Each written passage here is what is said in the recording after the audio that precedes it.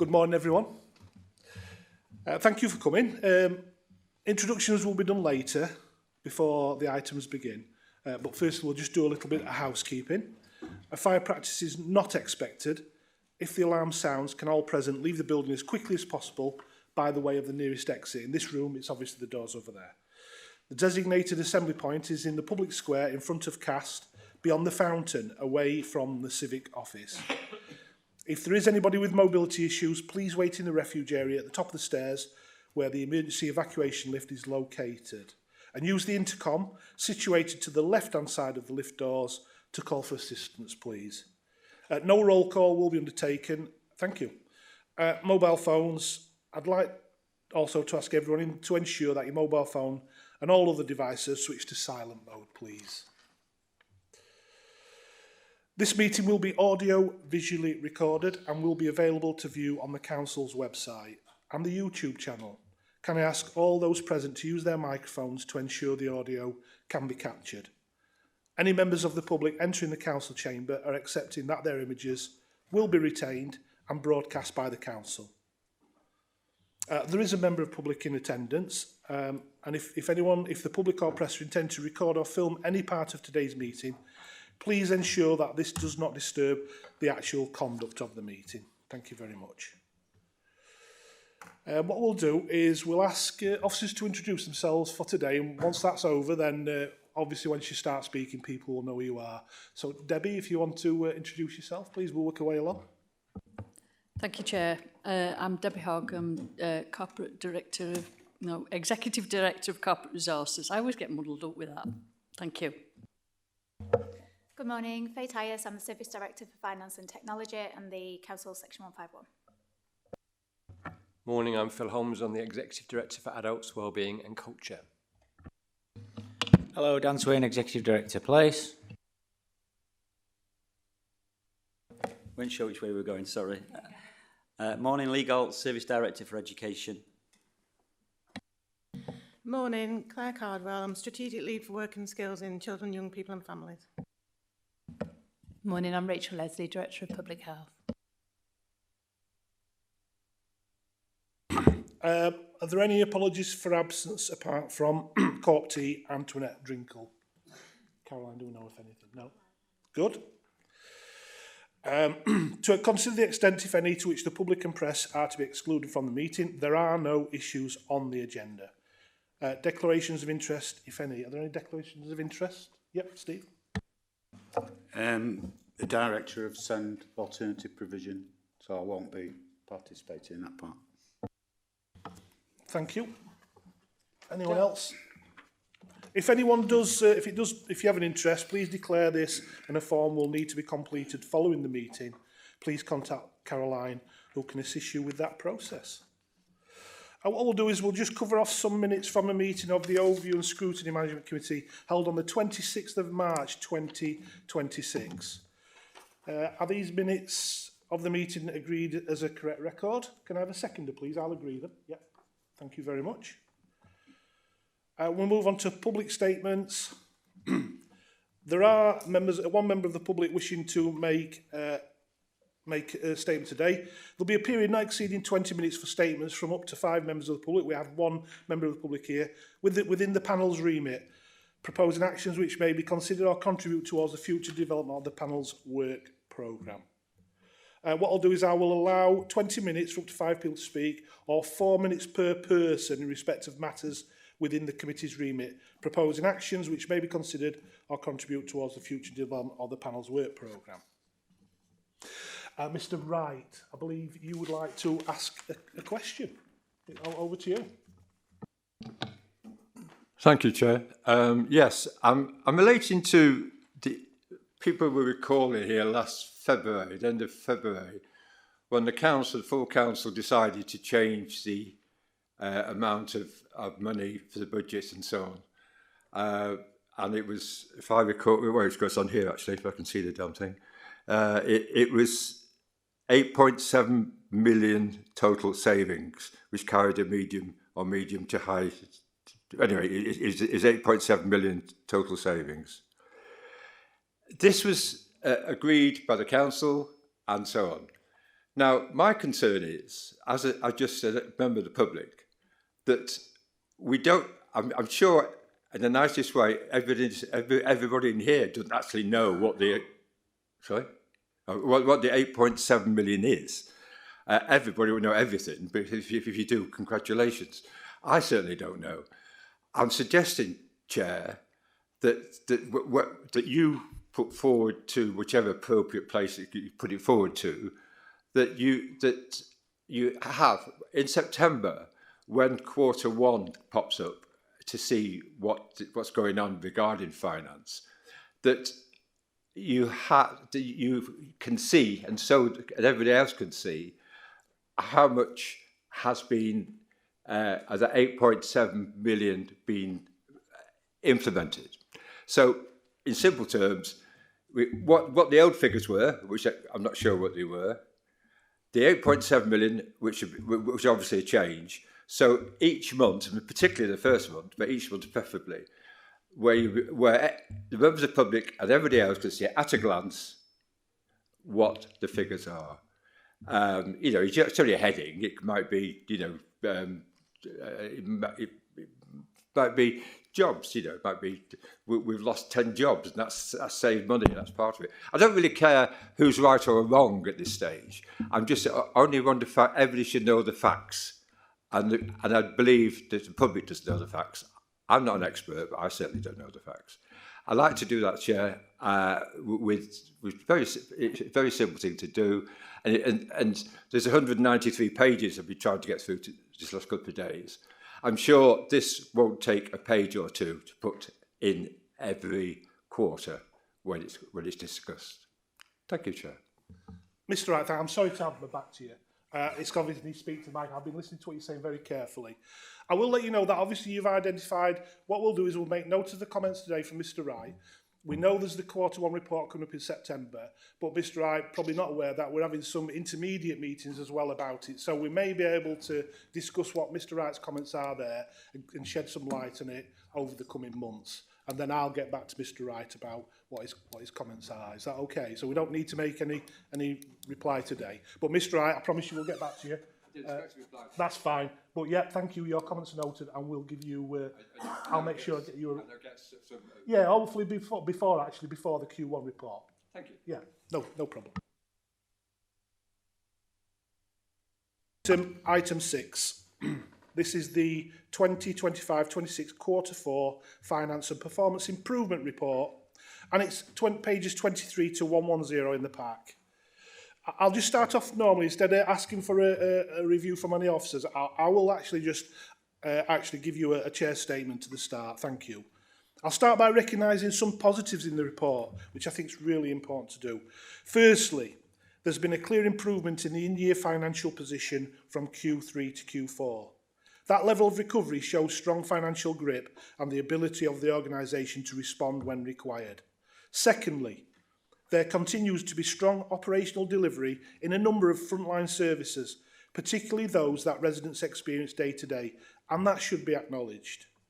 Thirdly, the council has continued to deliver alongside a significant programme of investment and change, which is not insignificant given the wider pressures facing local government. However, I do think there's some important concerns we need to focus on. Firstly, the underlying position remains structurally challenging. The improved outturn has relied on in-year controls, vacancy management and one-off measures.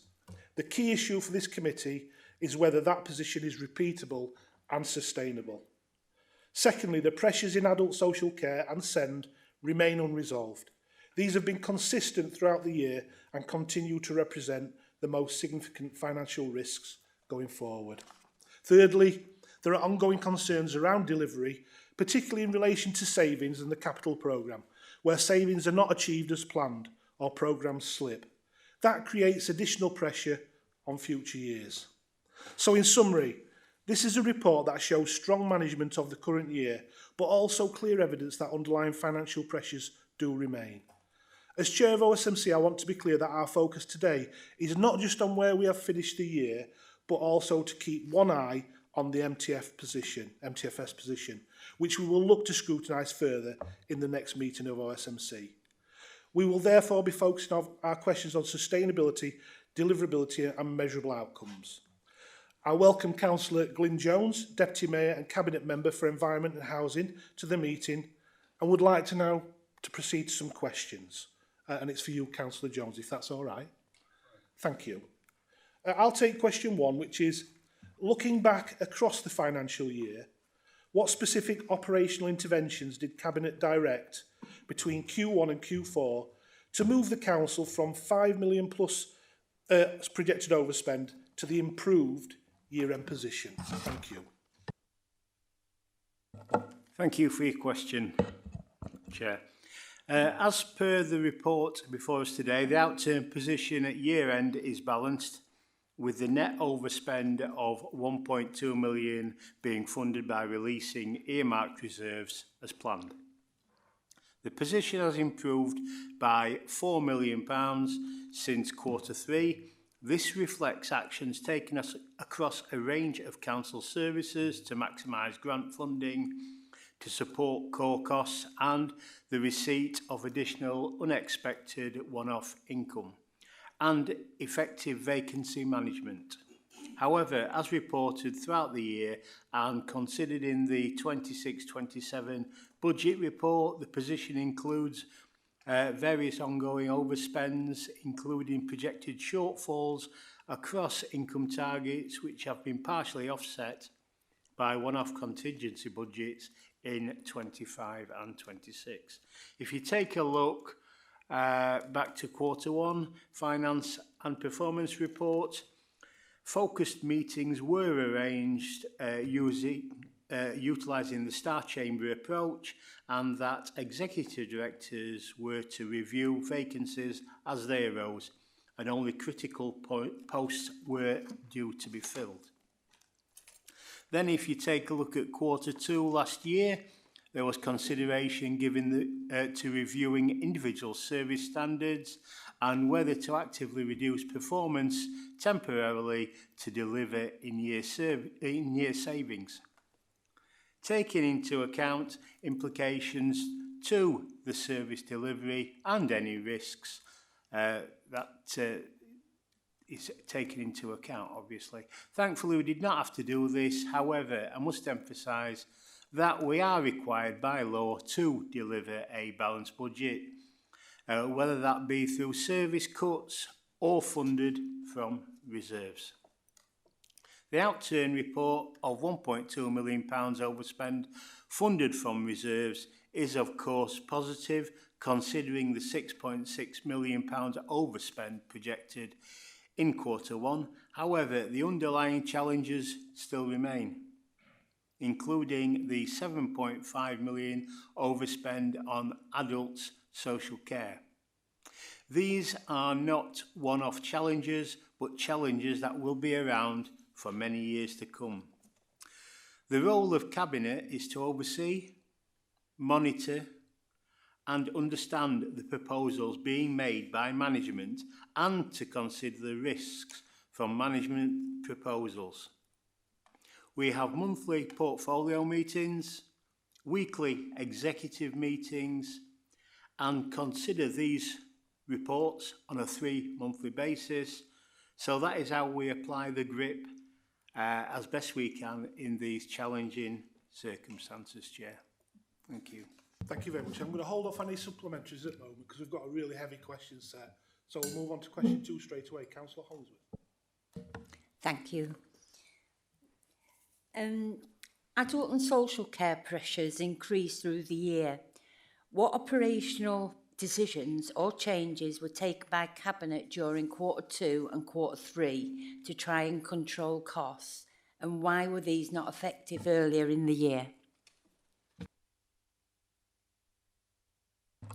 We take the reports, as I said, on a 3-monthly basis, have our portfolio meetings on a monthly basis, and the weekly exec meetings. These highlight issues, and when they are identified, then we will act on those particular issues with the full advice and guidance from our senior officers.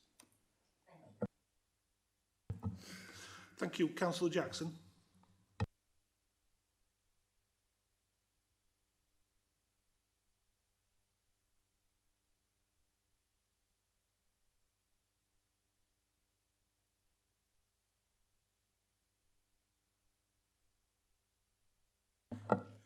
Clearly, from the initial forecasts, we had some success with regards to that. It was identified, measures were taken internally, and obviously those, while not being wholly resolved, were done so in the main.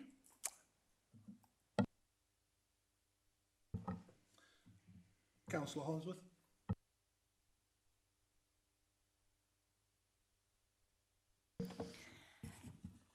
Capital programme slippage was evident from Q2 onwards.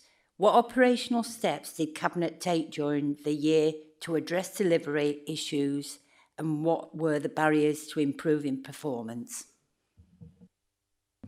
Obviously, as ever, we take advice from our senior officers when these matters are identified, and take due cognizance of any remediation that can and does occur.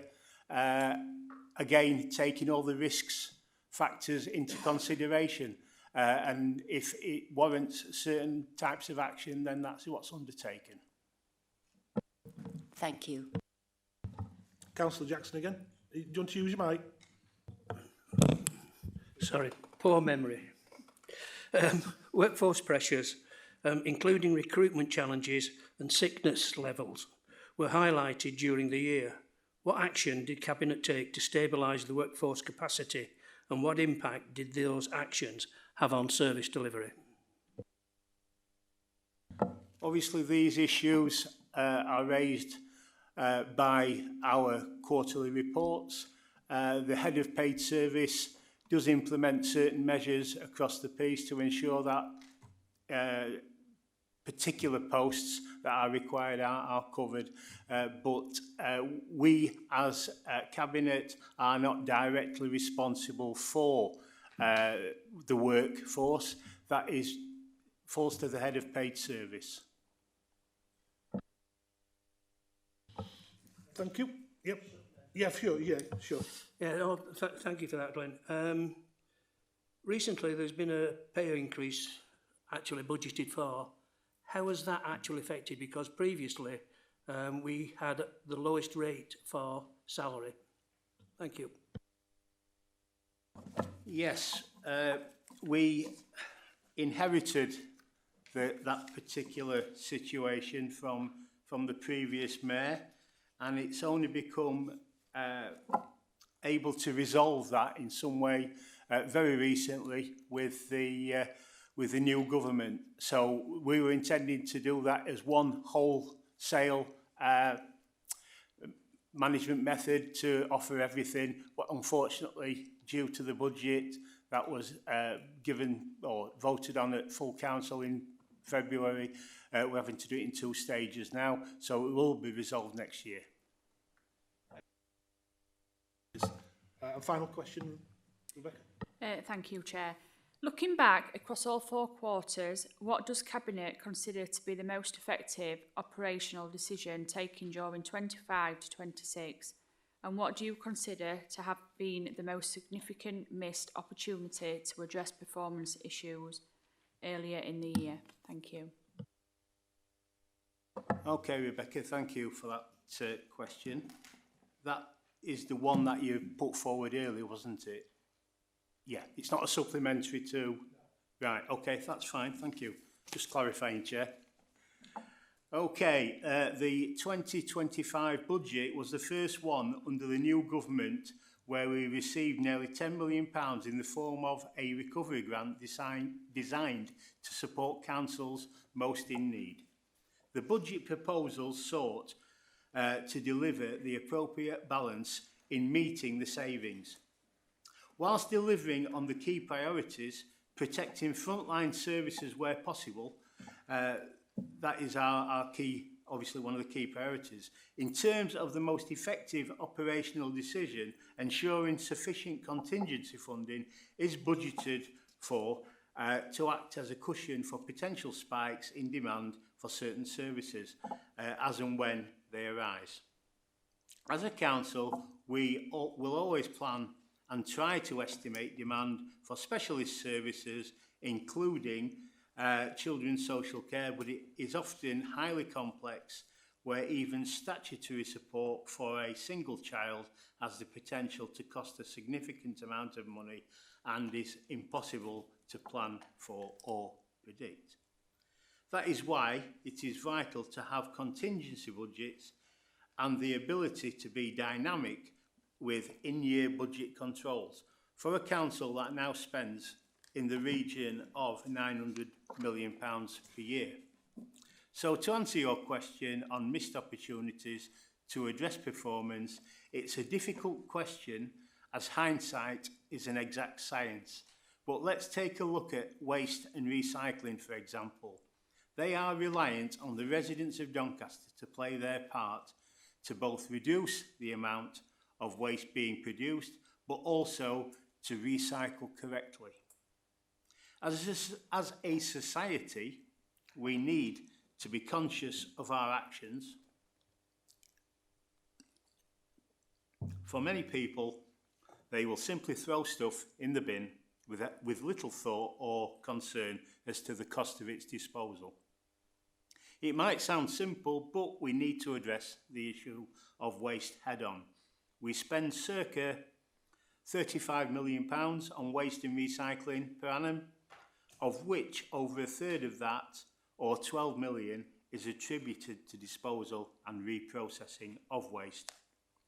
Just imagine what we could do, or what we're able to do, if we could reduce that sum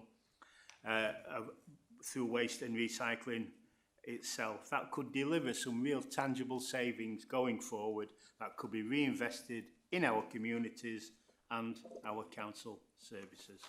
Thank you, Chair. Yeah, of course.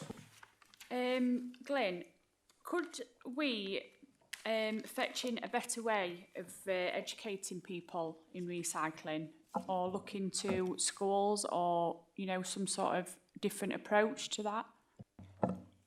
We already do that, Councillor Booth. We have our education officers who go out regularly to schools, and that, to be perfectly honest, is one of the most effective ways of taking that recycling message back home, particularly to parents who have no concept of recycling at all. So I know that from primary schools in my area, where that is something that is done very regularly across the piece. So that I can certainly ensure and take back that it is occurring across the old borough, but certain hotspots will be targeted more than places that are recycling correctly. Okay, yeah, Jane. Thank you, Deputy Mayor. You mentioned taking money from reserves, contingency budgets. Going forward, how do you think we are, and it's a good example, the recycling, do you think we're going to have sufficient funds to invest in early intervention measures? As we know, adult services are a huge drain on our resources, but we want to prevent people getting into, you know, the system too late. Increasing recycling is an excellent example. Do you think going forward we have sufficient in our budgets to actually carry on investing in early interventions? It's an excellent question, Councillor Kidd, and I wish I had the full answer to that. However, we don't know what's coming forward. We know that we set our budget less than what we expected back in February. And if any unexpected things arise going forward, we would have to look at what measures we'd have to impose to reach a balanced budget situation. Because, as I said in one of my earlier answers, we have to set a balanced budget irrespective. It's a government requirement that we set a balanced budget. And as I said earlier, it's either through reserves or it's through other management methods. Reserves aren't infinite. We only carry a small amount of reserves going forward, and that's why we must be prudent with regards to our services that we provide. Thank you, Chair. Thank you, Councillor John. Anybody else from the committee would like to ask a question before we... Anybody from over the elected members would like to ask Councillor Jones a question? Thank you for that insight into the operational side of things, Councillor Jones. That's obviously why you were invited. Thank you for that. We're now going to move on to the technical side with regarding officers. So if you want to take your leave, I know you're busy, then we'll crack on. I'm okay till 12, Chair, and I did intend to come here originally for looking at the housing element of this report, so I'll stay until then. Okay. Thank you very much. Right, we'll move on to the questions for the officers now. Obviously, taking into account what Councillor Jones has already said, it may be that you don't need to repeat anything unless you want to add to it. So we'll be mindful of that as well. And obviously, we've got quite a heavy number of questions. So reasonably prompt replies will be fantastic. But obviously, you can say what needs to be said. So the first question from myself is the projected overspend remained broadly consistent through Q2 and Q3 before improving significantly at Q4. What specific operational or financial changes between Q3 and Q4 delivered that improvement, please? Thank you, Chair. Paragraph 112 sets out the summary in terms of where the movements, specific movements have occurred. And in particular, the most significant areas in relation to place. I think I've talked about previously that change for a large organisation like this, it takes time to percolate through. In that regard, there's been vacancies held, there's been additional income that's been achieved, and you know that's in particular that's the reason why there's why that's significant favourable variances. Others, in relative to the performance, they're more marginal changes. So, I mean, generally, we've reported previously that as a result of the previous projected position, we took measures in relation to our vacancy management and other controllable expenditure. So that they were all measures that were put in earlier in the year, and they will have taken time to percolate through. But other than that, hasn't been any significant service measures, i.e., curtailment of service delivery, in order to arrive at that position. Anyone else like to make a comment? Just in terms of service, because we've got other questions, that's where the other exec directors will talk about the changes in service areas. No problem. If you want to speak, just that's all I need, and I'll be able to see that. No problem. Once again, we'll hold on off on supplementary to this stage because we've got a number of questions to ask. Councillor John Reid, please. Thanks, Chair. Morning, all. Across the full financial year, to what extent was the final position achieved through one-off measures such as vacancy controls or reserves, as opposed to underlying service performance improvements? As I sort of just alluded a little bit at that last, in response to that last question, majority, the marginal changes we have actually, we've applied additional resources in order to arrive at more of a balanced position. So releasing the reserves in order to get a balanced position, that's one. There's been other grants that we've applied, and including like the neighbourhood renewal funding that was deferred in order to get a balanced position. You ask about the impact on service performance. I think you'll probably see by looking in detail about the extent to which we're red, amber and green. Although we've got a different range of performance indicators that are red, the majority of the service performance indicators that we have been delivered. So I think what we're seeing here is we're managing, taking that grip in terms of the overall financial position at the same time as maintaining performance delivery. So yeah, it's a whole range of things that have come about in order to achieve it. But I would say the impact on service performance, there's very little that in order to achieve the finance position, we've impacted on service performance.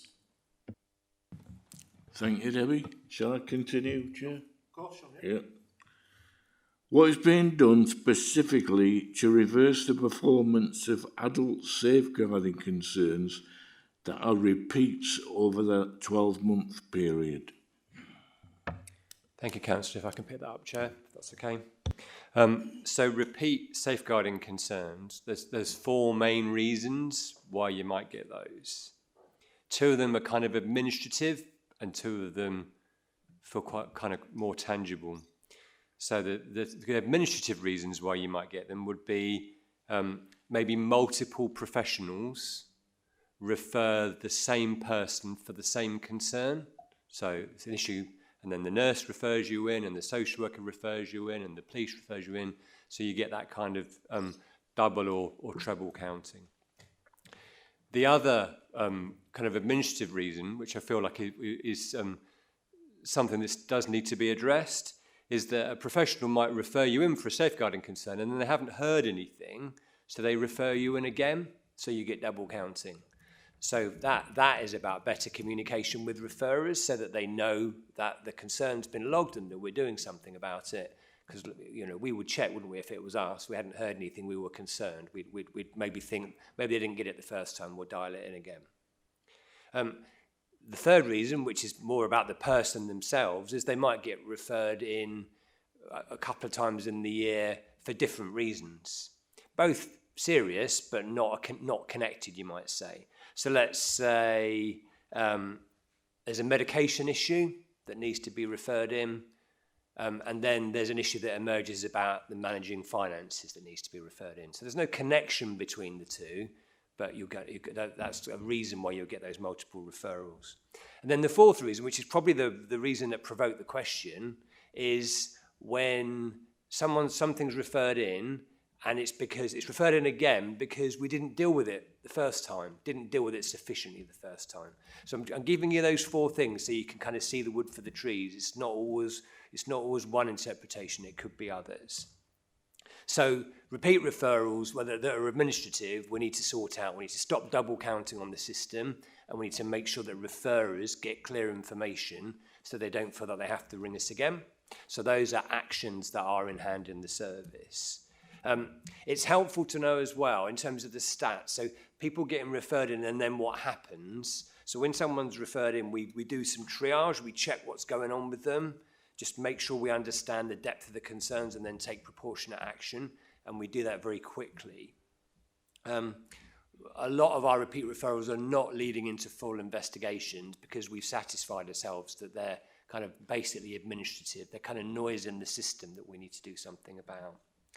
We have introduced a stronger safeguarding model in terms of the relatively small number of cases where you'd say more referrals than one in a year is a problem because it means more things are going on that we haven't nipped them in the bud. So the way we're organised now, we've organised kind of tighter operational grip and better escalation so that and we've also got data with clearer triggers so that we're not seeing these as isolated incidents, so that we are seeing that something happened last month, something new's happened this month, can we take some collective action? And we're doing that around particular provision as well. So you might have a care home where lots of individual issues are coming in. If you just see them as individual issues and resolve them with the individual people, you're missing that this setting has generating a few concerns that might be connected. So we expect to see that figure getting better, but we don't expect to see it getting to zero because people will always have other things that come up in the course of a year. But for this indicator, it's about seeing the wood for the trees. We want to take the noise out in terms of these repeat referrals. And we've got stronger actions in place now to deal with robustly when tangible issues come in that we know we do have to follow up on, putting organisations together to do that and following up ourselves as well. So I think it's an indicator that we'll get better. Yep, thank you, Phil. Very comprehensive. No supplementaries, Chair. Could I just ask, please, Phil, when did all this change? And I mean, you're saying now that there are processes and things. When did it change? And the other one is, when a referral is made, do the officers from different who've received communication, do they speak to each other about a referral? Yeah, so this indicator we've measured for quite a long time because it's relevant to check, you know, because you want to understand, are we resolving issues or are we doing a little bit and then they're just popping up again? So the indicator's been around for a while. What has changed in the way we organise within adult social care is that a year ago, we had a single team doing all the safeguarding and then bouncing around between all the other teams. So, you know, if you had a safeguarding issue, we'd kind of hive that off, a team would do the work on it, and then the social work team would be doing other work with you. You were getting loads of people talking to you, and sometimes it would feel like the left hand didn't know what the right hand was doing. So what we've done over the last year is made safeguarding everybody's business. So the central team's got slimmed down a lot. There are some really serious issues that do need a Doncaster-wide focus, but we've given more capacity to our individual social work teams and said, you have the safeguarding conversations with people alongside your other conversations so they see those as being joined up. When we do safeguarding work with people, it will involve a process of understanding what's going on at the concern stage, and then if we need to progress that, it will involve pulling together a meeting of involved professionals and with that person at the centre of it. And as I've said, the other thing that we've improved is not just seeing these as individual things, but recognising when there are patterns around particular provisions. So being able to pull together what we call overarching safeguarding meetings that might apply to a particular care home or a particular sort of community provision, so that the management there can see that there is a pattern that we've observed that we want them to do something about. I think you asked about timeframes, and I'm sure Phil can answer, but it's just a prompt, really. Phil's been managing this transition, this new way of operating, probably over the last couple of years, hasn't it? Because it's so important for Phil's world and ours in terms of safeguarding adults. The transition from that core team to a distributed leadership approach has been carefully managed in terms of testing it and then rolling it out. So it's probably been something and that might be why you've asked the question, Steve, because it's happened gradually. It's not been something we've flicked from one to the other because it's been so important. And I think you asked the question about the extent to which communication takes place. The information's on Mosaic, which, as you know, because you've lived and breathed this over the last, you know, we've got one repository of information so that the information's there as well. So those two things are really important in terms of ensuring this really important thing is managed carefully. Thank you. Same subject, but financial this time. Maria? Question 10? No, sorry, yeah, no, okay, you can ask it, yeah. Just bear with me a second. Adult social care overspends increased through the year. What explains a lack of in-year cost containment between Q1 and Q3, and what actions were taken during the year to address this? So if I pick this up again, I definitely accept the chair's interpretation in terms of the statement the chair gave earlier, that there are structural issues around adult social care spend. When we look across other councils, so there are surveys that are done across other councils, we see those structural issues across other councils as well. For example, all 4 South Yorkshire councils reported overspends on adult social care in the last financial year, and 80% in the last survey of directors up and down the country in England were talking about overspends. So I completely share the idea that there is a structural issue with the funding of adult social care in England.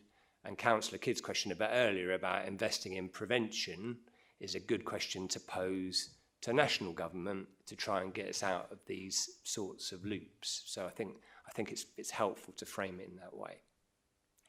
What we found in the course of last year was that we inherited, so it's best to think about adult social care, probably, you can think about it in three ways: prevention, and then home-based services, and then care home-based services.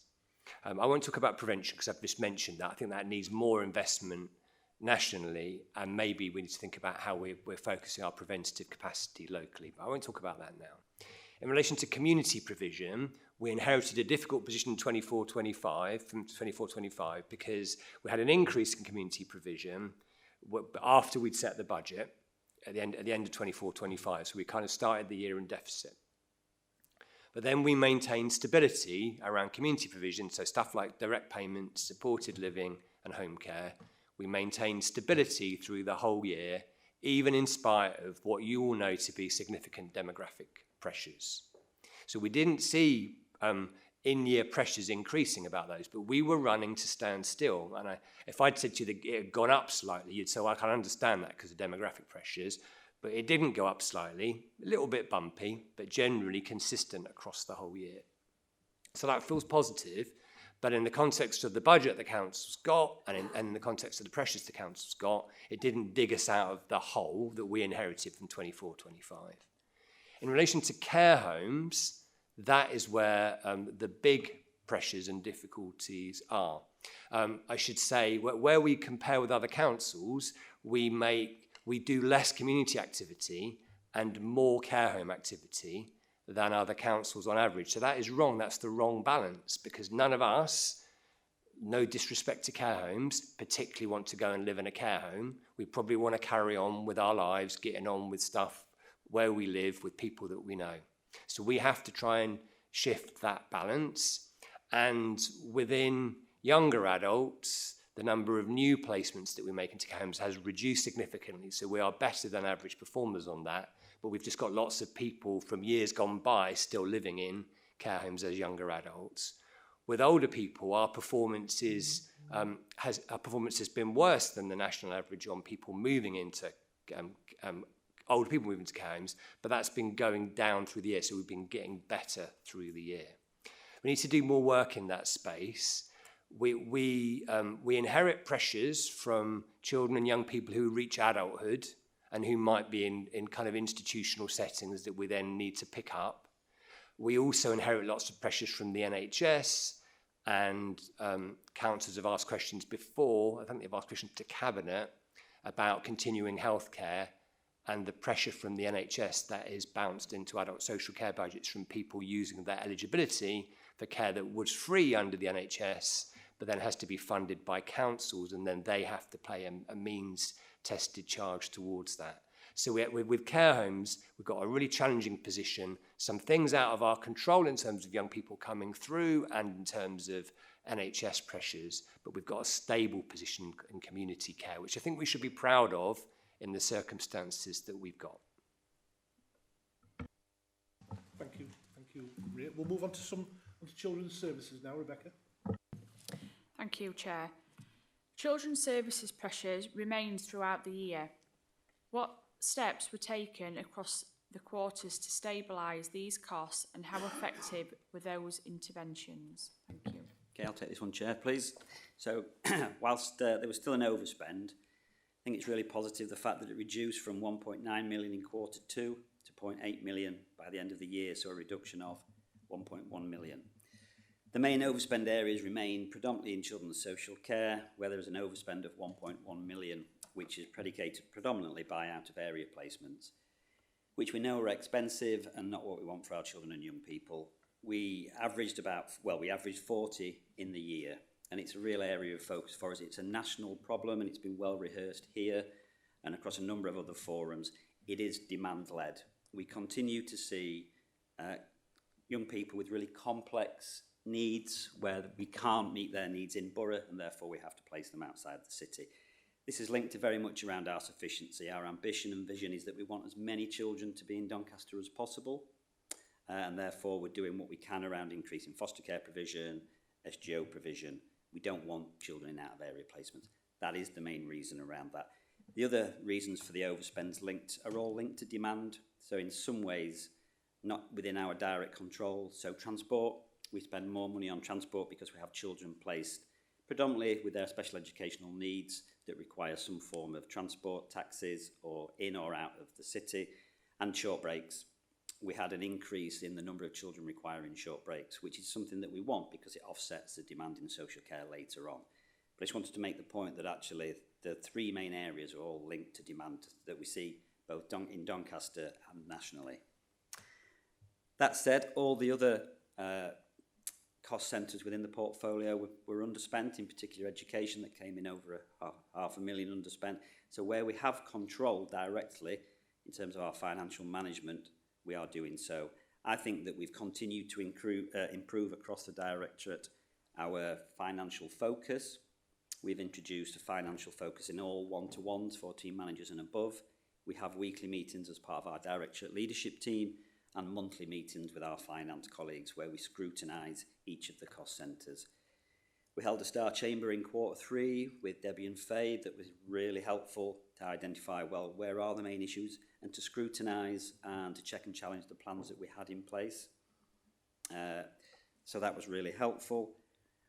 In terms of out-of-area placements, it's just useful to note that we have a weekly placements meeting where we all get together, our DCS is there. So for any child that we are looking at placing outside of the city, there's a lot of scrutiny. Are there any other options that we can do? Are there any other placements that we could make? Is it value for money? And we push back and we push back. But there are occasions where we simply have to pay for a placement because we have nowhere else. And again, that's nationally. Okay. Thank you. Staying with you, Rebecca. The dedicated schools grant deficit improved from Q2 to Q4. What specially drove that improvement, and what was the result of the structural change or in the year adjustments? Thank you. So I think it's great to achieve a £6 million reduction from Q2 to quarter at the end of the year. So we managed to shave £6 million off. Now that's still a significant figure. And we will end the year with an additional 13 million in addition to what we previously had. We know that this is a significant challenge for us as well as nationally. In terms of, and I'll come to what a mitigation is around that at the end of the question if I may, but in terms of what we've done to reduce the 6 million, there were two main things. We received an extra 1 million funding from DFE in March, which was a rebalancing of the early years funding that we got linked to an increased demand that we've got. And we had a £5 million reduction in our high need block projections. So the high needs block is the part of the dedicated schools grant that is linked to demand. So, but we had a reduction within that. We had less out of area placements than we thought. We had less children in a post-16 placement and we had less in an independent special school. So we received some more money, but actually what we've done, working closely with our mainstream providers, working closely with some amazing alternative provision providers, we've looked at and sought really good alternatives to an out-of-area placement. The sufficiency plan that I know you're aware of, Chair, through the Children's Scrutiny Panel has been signed off by Cabinet. That will double the amount of special school places that we have in the city over the next 2 to 3 years. We currently have 950. They're all full. So where a child can't be supported in a mainstream education, they have to either go into an out-of-area placement or into an independent special school, which we know are expensive. We're going to double that provision, which means we can keep more children in the city with better outcomes, closer to friends and family, and it will be cheaper. Staying with Rebecca. Thank you. So this is question is on behalf of Antoinette. So paragraph 18, a target of 50% education, health and care plans issued within 20 weeks seems low. How has the target been decided? Okay, thank you. I think it's important to note that the target is not solely a local authority responsibility. EHCPs require input from education, health, in addition to our services. This is therefore a partnership target, and one that was agreed by the Partnership SEND Board, which is the executive board for decisions around special educational needs and does include all partners. So it's not something that we can do on our own. That said, to be talking about a target being too low is not a bad place to be. Historically, the target was set on national and regional performance, so the regional performance was 46.4%. Historically, we've been around that or a bit below. So at the time of setting the target of 50%, it felt right. However, you'll see that we've seen improvements around that. We've gone from 79% in quarter 3 to 87% in quarter 4. So that means that 82 out of 94 plans were done within that 20 weeks target. That's almost double nationally. So there's a lot of work and a lot of improvements we've done around that. The main reasons for that are twofold. We've improved and invested in additional staff. So we've got more SEND officers to process the educational healthcare plan assessment within that 20-week period. The plans are predicated on how quickly we get input as well from education, from schools, but also our health colleagues. We've put a new process in place that provides greater grip and oversight and earlier markers to identify if we haven't got their input within time. For example, we probably need the health and social care input by about 10 to 12 weeks. That then leaves our SEND officers 8 weeks in order to finalise the plans. So those are the two main reasons whilst we've improved it. I think the target is up for review. I think we are confident that we can consistently be above the 50%. And I wonder, Chair, whether it's something we could pick up in a future Children's Scrutiny meeting, because I know that this is on the agenda for, I think, March, when we look at vulnerable learners. Thank you, Lee. So, percentage of children missing in education where referrals are closed following casework, quarter 3 was 59% and quarter 4 was 53% with a target of 70%. This is showing a decline. What are your plans to get to target, and what you're going to do to different if what are you doing now is not working? Thank you, Councillor. It's a tricky one, this one. And we recognise a decline in performance between quarter 3 and quarter 4. It's just useful to explain and flag that the children missing education cohort is not a single group. And it doesn't mean that children are missing. It just means that children aren't necessarily on a school roll or in receipt of a full timetable. So we know who these children are. They aren't missing from our site, and they aren't missing.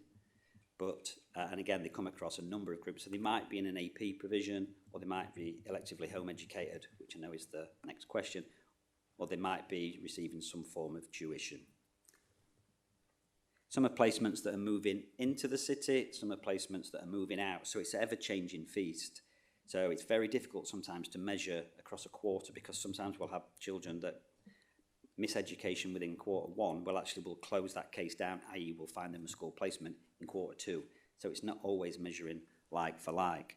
We have a statutory duty under the Education Act 1996 to identify, track and support children of compulsory school age who are not registered at a school or receiving alternative education.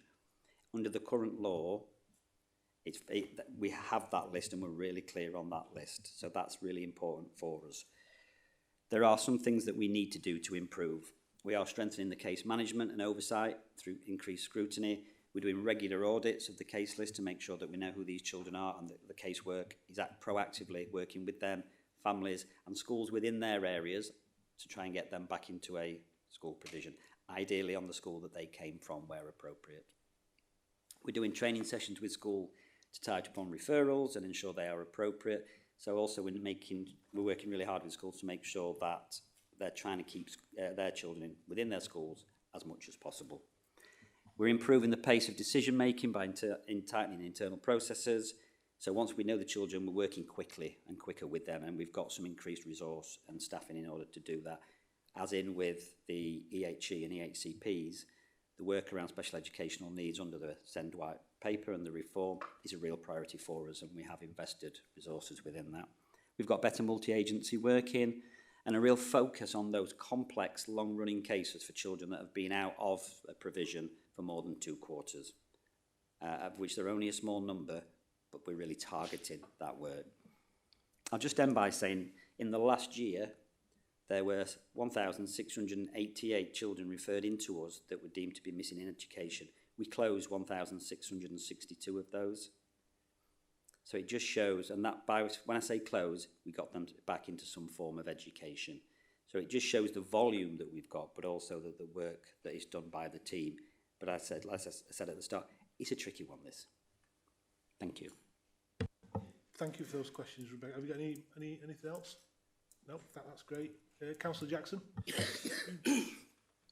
The number of children in elective home education Q3 was 1243.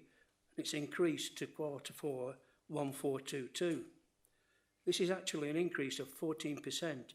Is there an explanation for this, please? Thank you, Councillor Jackson. It's a really challenging area, this, and a national issue. Nationally, we've seen the increase go up by 15%. So whilst we are below that at 14%, it's still too high. Our position is clear. We want children to be in a school setting where we know where they are, we can keep eyes on them, and children generally learn better and their outcomes are better when they are in an educational setting. The reasons for EHE include more children with unmet special educational needs. So we know our mainstream schools face severe funding and resource strains, meaning that they can't always meet need. I mentioned before that our special schools are full, and we are doing something about that. But sometimes this means that families get to the point where they're at their wits' end, and as a last resort, choose to electively home educate their children. This equates to about 16% of the population of EHE nationally. The SEND reforms recognises this and requires local area partnerships to have a greater focus on mainstream inclusion and providing support through the Expert at Hand's offer. What that means is we have to have 100% of our special school places have to have what they call a support or specialist hub. That is a provision for children with additional needs that may need some time out of a mainstream classroom with a 60-40% split, but they will be educated on roll at a mainstream school within a mainstream setting. That's very much our plan. There's also been a surge in pupil mental health and wellbeing and concerns, and nationally that equates to 16% of the elective home education population. And there is 12% of the EHE population is down to philosophical and lifestyle choices. So there are a number of reasons why, and we are acutely aware of that. As it stands at the moment, legally, parents and schools do not have to let the local authority know if a child chooses to be electively home educated. We have a really comprehensive system in place, so we are confident that we know who and where all our electively home educated children are. But legally, we don't have to be told. We do have a range of responsibilities, though, and that ranges from making sure that the curriculum, the educational provision offered by parents at home is appropriate. We cannot set a curriculum for parents to teach their children, but we have to make sure it's of a sufficient and a suitable standard. If not, then we can serve formal notice under section 437 of the education, asking parents to provide information about what they're doing, and then again we'll scrutinise that. If not, our endpoint is that we would issue a school attendance order, and what that means is it legally requires the parents to register their child at a specific school. We had 21 of those last year. The new Children Wellbeing in Schools Act that has gained royal assent does give us a little bit more power. It introduced a mandatory national register for children not in school, something that we already have, albeit not mandatory. And it also gives permission, it also states that permission has to be sought from parents of children or of schools for children that are in the care proceedings before they can become electively home educated. So our most vulnerable children, they have to seek permission beforehand. That it wasn't the case before. Thank you. Okay, Frank. So how is that monitored? How is it actually policed? Please? Yeah, so we have a list and we routinely go through that list, and we have our Education Welfare Officer service that will proactively monitor that in conjunction with our attendance team, with our admissions team. They are the ones that will go out and check the suitability of the education within that, and they'll be the ones that liaise with schools around trying to get children back on roll. We've been doing a small pilot with our attendance team and our EWOs to look at the schools where we have a higher number of children that become electively home educated. We've been targeting those schools and working really closely with them.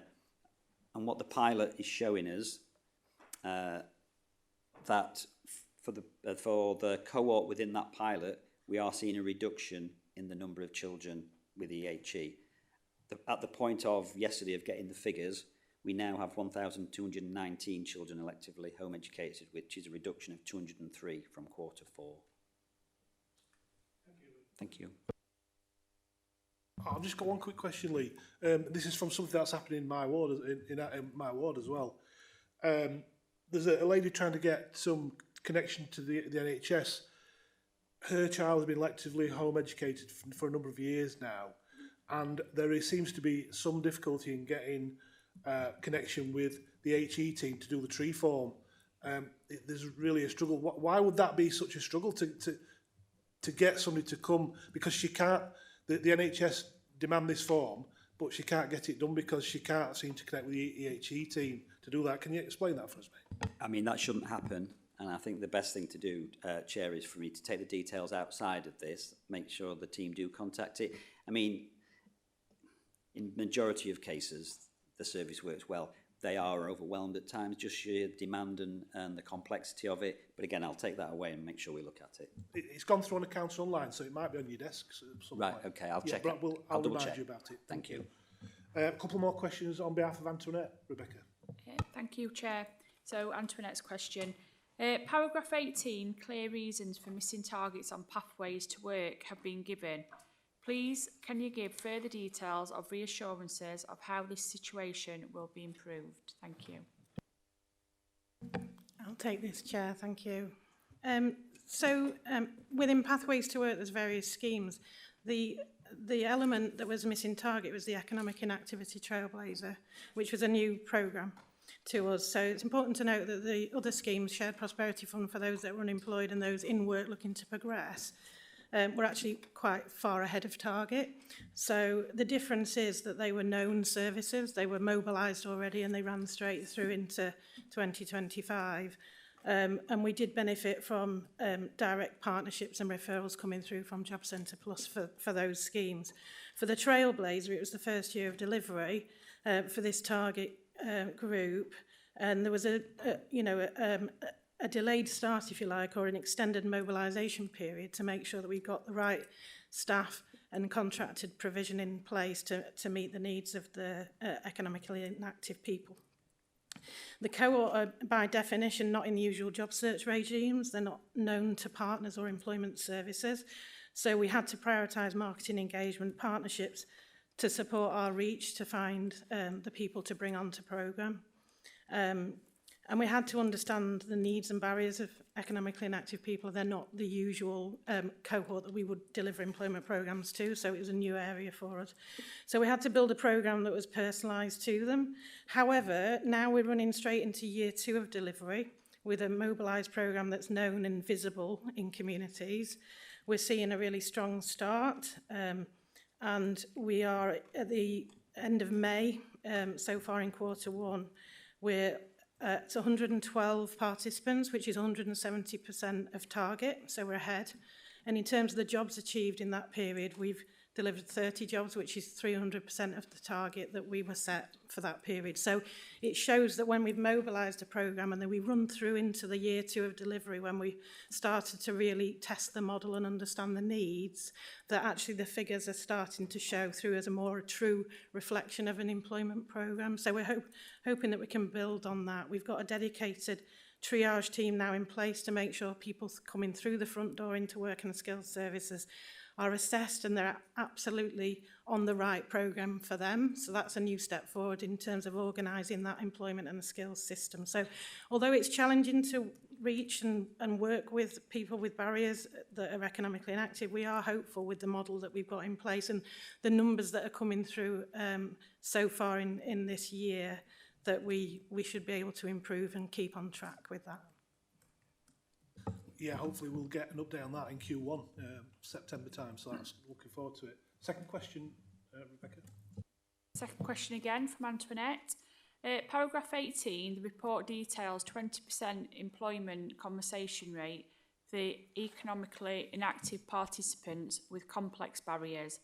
What has helped in this success and how will it be built on? Thank you. Thank you. I think one of the things that's led to that success really is about the model, which is very specific to Doncaster. So we've got a mix of internal experienced staff, ambition coaches, employment managers.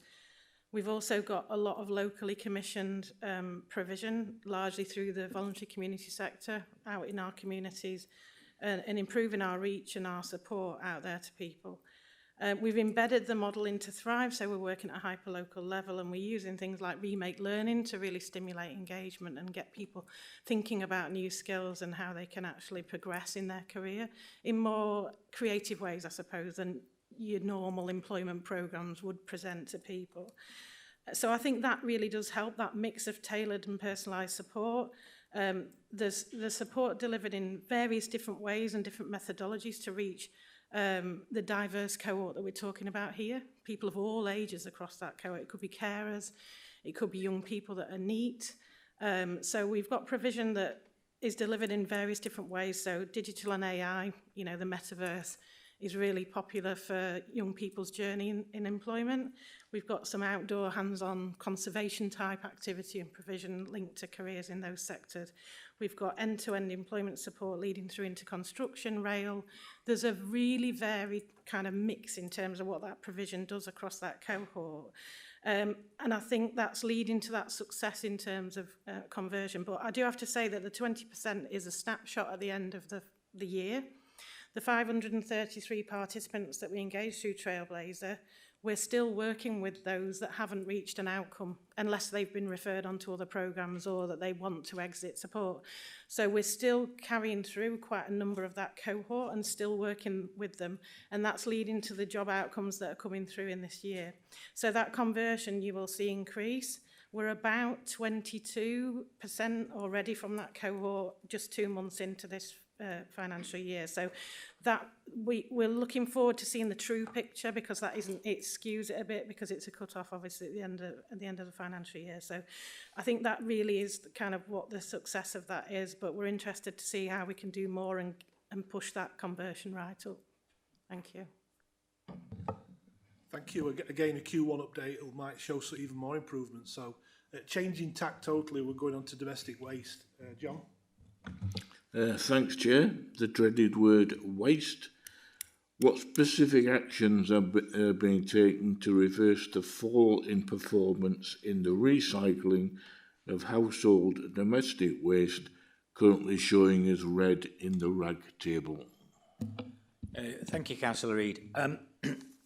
Just to start off with a little bit of context, and then I'll come to the proactive steps. So you'll see there the target is 49%, but this is a quarterly performance report that is actually, for this indicator, a quarter in arrears. So what you've got there is Q3 rather than Q4. And I always think it's important to reflect that waste is seasonal. It can be seasonal and can be affected by the seasons. So the reason I raise that is because actually Q3 will include the period of October to December, which is when green waste is cessated or stopped, the collection of it. So that does impact on the rate. So what you see across the 4 quarterly cycle is some ups and downs within there. What you've also got to remember is that period, which is October to December, will have additional waste at Christmas.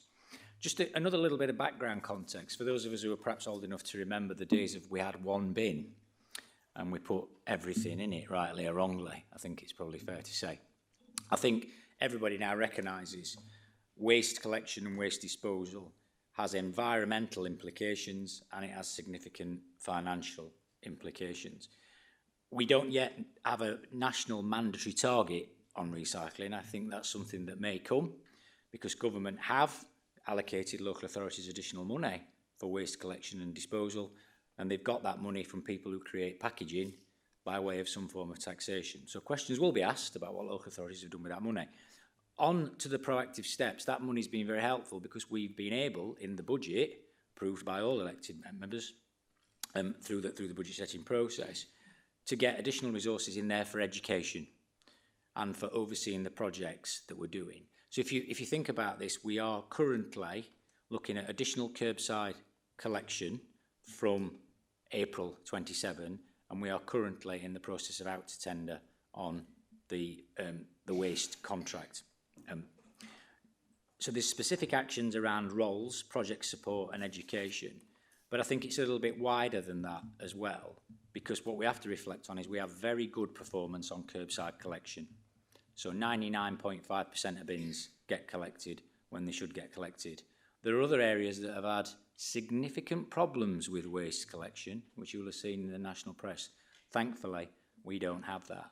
Also, to improve and increase recycling, we have a free green waste service. A lot of places don't have free green waste services.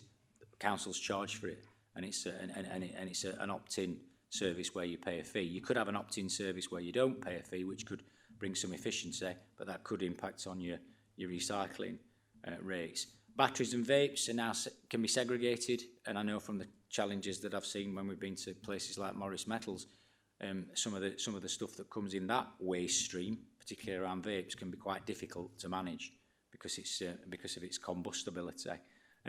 There'll be a further bin, as I've just talked about, the changes to curbside collection to segregate paper and card. We can segregate plastic bags and film, and let's not forget we have 6 household waste recycling centres. In comparison to Sheffield, that's one more than them. And you look at the size and the dynamics of our borough, I think that's pretty good. So the opportunities are there. And it's not purely educating people. That is a huge part of it. But what you've got to also do is make sure you provide the right type of services that are easily accessible and understandable for people. Now, I think what will be important is what happens next when we get to Q4, and then when you add all those 4 quarters up into what your overall figure is. In 24-25, and the figure that we ended up with at year end was 46.7. So still under target, and I think we've got some work to do. But as has been alluded to in the answer to some other questions, it's quite stubborn and it's quite complicated. But I do think we need to be very mindful of the fact that if government have given additional resources, there'll be an expectation that you're going to burn less and you're going to bury less waste. Thank you. No supplementaries. Dan, just one question. You mentioned the process coming up for tendering. Is the market competitive at the moment? And is that tendering result likely to show savings or an increase in charges? What's the market like at the moment, please? It's out of tender, so it's a competitive process. But we all know, I think it's fair to say, that there are some big operators within there, and it is a big contract. I think what we need to secure is value for money, but also continuity of service. Because what I would say is bins might not appear to be, but can become quite political in terms of the views of the local authority and its performance. And I would say, look, not too far away in some places where they've had some challenges around that. It's probably fair to say that when you go out for tender on something like this, because waste costs have increased, you've challenged me previously about some of the costs in terms of the household waste recycling contract and wood. I don't think it's going to come back at a cheaper deal, but I think we need to make sure that the tender process is particularly robust to make sure that it drives the best value. But my primary concern within that is quality and maintaining that level of service provision at 99.5%. But as I said, there are some biggies in the market, and it's probably fair to say most of those will be looking at this, I think, with interest. But we need to make sure it works not only commercially for us, but also in terms of performance and service delivery. Very final. Performance and service delivery. What can you do when someone who's a provider doesn't reach your targets? Your targets are set, but that provider doesn't reach those. What control have you got over to try and encourage them to increase their service delivery or productivity or whatever it is? That's contract management, and the reality is you want to make sure that when you spec the contract, you have sufficient performance measures in there to hold them to account. I've been directly involved in dialogue with Suez since starting in this authority in 2020, because some of you remember we had COVID at that time and we had a real challenge around some of the bin collections. Suez performed very well, but that contract relationship is quite a robust relationship given the nature. We have regular liaisons with them, we have regular performance meetings, we hold them to account on the performance indicators within the contract. And with any contract that the authority would have, big or small, if you get drift on that contract, you need to draw a line in the sand at that point and either reflect or reconsider and re-engage going forward. I think it works well as it is, and that's one of the reasons why we went for an extension from 26 to 28, but we are going to be back out in the market. And the skills that we've got, I think, are exemplar in terms of management of that contract, given its significance. They will be, sorry, Chair, but they will be transferable to whoever gets the next contract. But what I would say is, if you get a different contractor, that the dynamics can sometimes shift a little. Thank you. It's that assurance that you're working to hold them to account. That's the main thing, isn't it? Once again, changing tack, and we're talking about rough sleepers now. Councillor Reid. Thanks, Chair. What actions are being taken to address the reverse performance in the number of rough sleepers in the quarter, currently showing red in the RAG table? Yeah, I'll pick this one up. Three types of rough sleepers, you might say, in terms of the way we count them. People that have been long-term rough sleepers, people that might not have been long-term rough sleepers but are repeat rough sleepers over a period of time, and people that are new to rough sleeping. So digging into our performance, as you say, the numbers of rough sleepers from quarter 3 to quarter 4 went up. So it was 78 in quarter 3, it was 84 in quarter 4.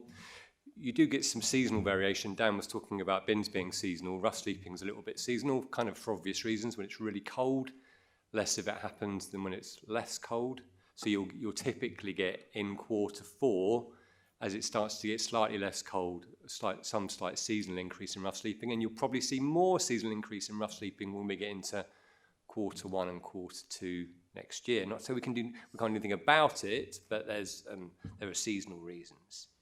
When you get into our numbers between quarter 3 and quarter 4, the number of long-term rough sleepers has gone down for each of the last 3 quarters. So from October last year through to now, the number's gone down in each consecutive quarter.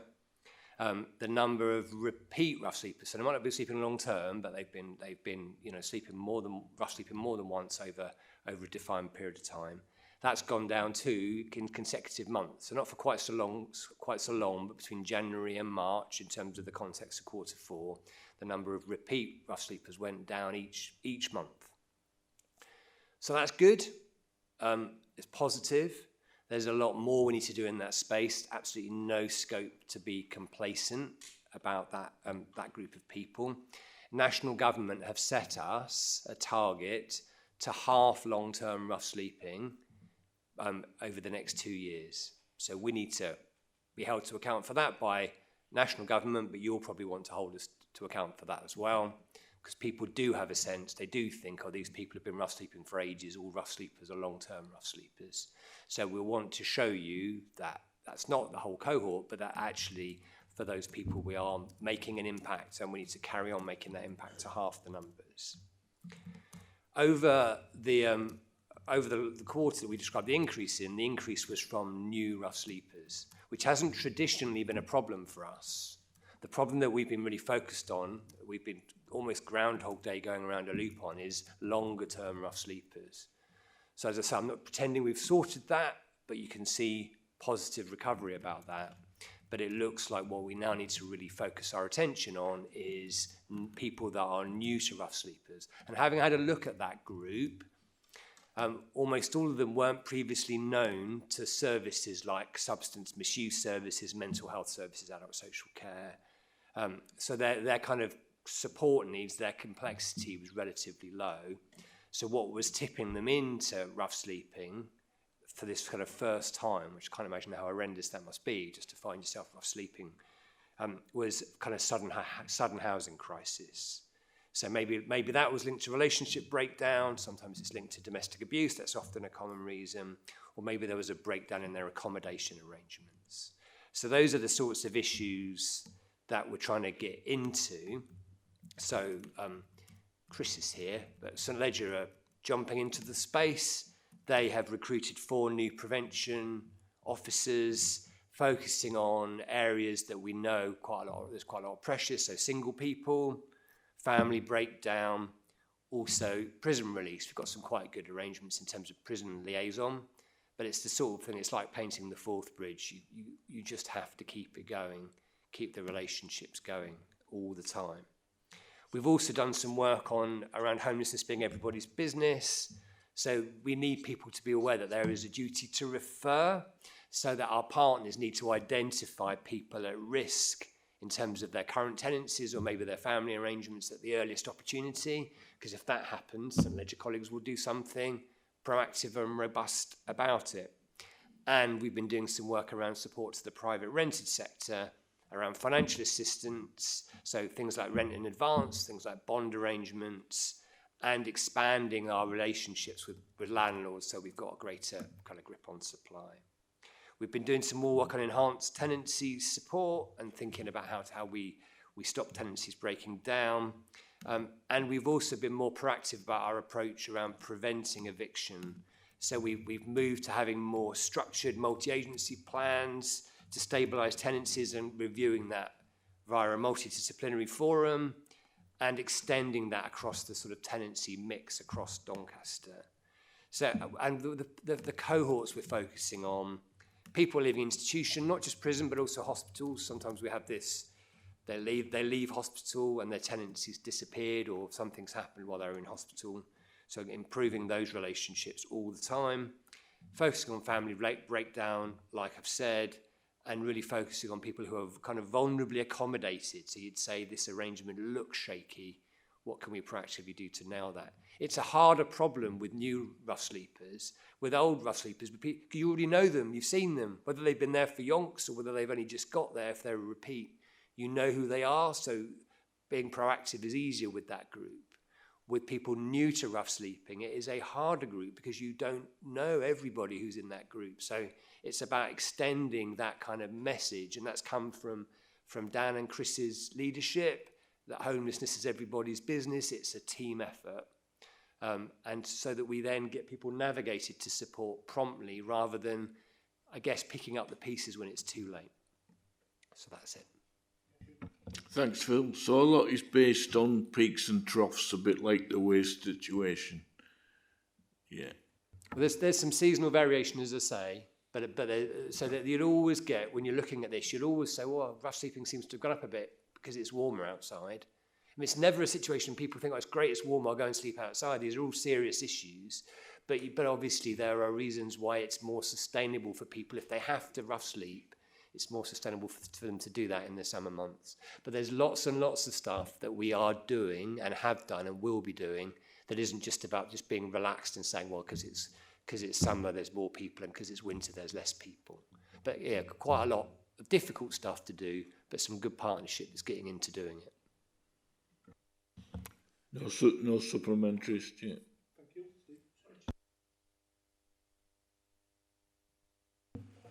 Thank you. I have unfortunately found myself in that rough sleeping position once upon a time, I think I've said before. I'd like to know how many beds are available, and if it's at capacity, what happens then? Because I'm aware there's an amount of beds that were available at Wharf House. For some reason, some were taken offline. I don't know why. I am told, but something resulted in a fatality. But if you could explain how many beds are available, what would happen if somebody presents themselves as homeless, where they would present themselves, just to give a picture of how the process works. I'll pick that up initially, and other colleagues might want to come in. So I just want to be super clear. So Wharf House is supported accommodation for people with complex needs. Nobody has died as a result of Wharf House having changed anything. So I just want to make sure people are super clear about that. I don't want people to get the wrong impression from what you just said, Councillor Cox. What we've just described, there's a set of provision for people with care and support needs, hostel provision and other provision. And we've been doing some work under Councillor Jones's overview to make sure we have the right balance of provision in that area. We have not reduced any provision in that area. We've increased provision in relation to other tenancies other than hostel tenancies, and we've also increased our overview and regulation of supported housing that was a little bit like the Wild West across the country a couple of years ago. So our supported housing is one issue. The other issue is our supply of general needs housing. I will defer to colleagues on that, but what I will say is that the existing answer shows you that we are focused on making the most of our existing provision through our work with existing landlords and making sure tenancies don't break down. But there's other things that colleagues might want to say about other general needs housing and access to that.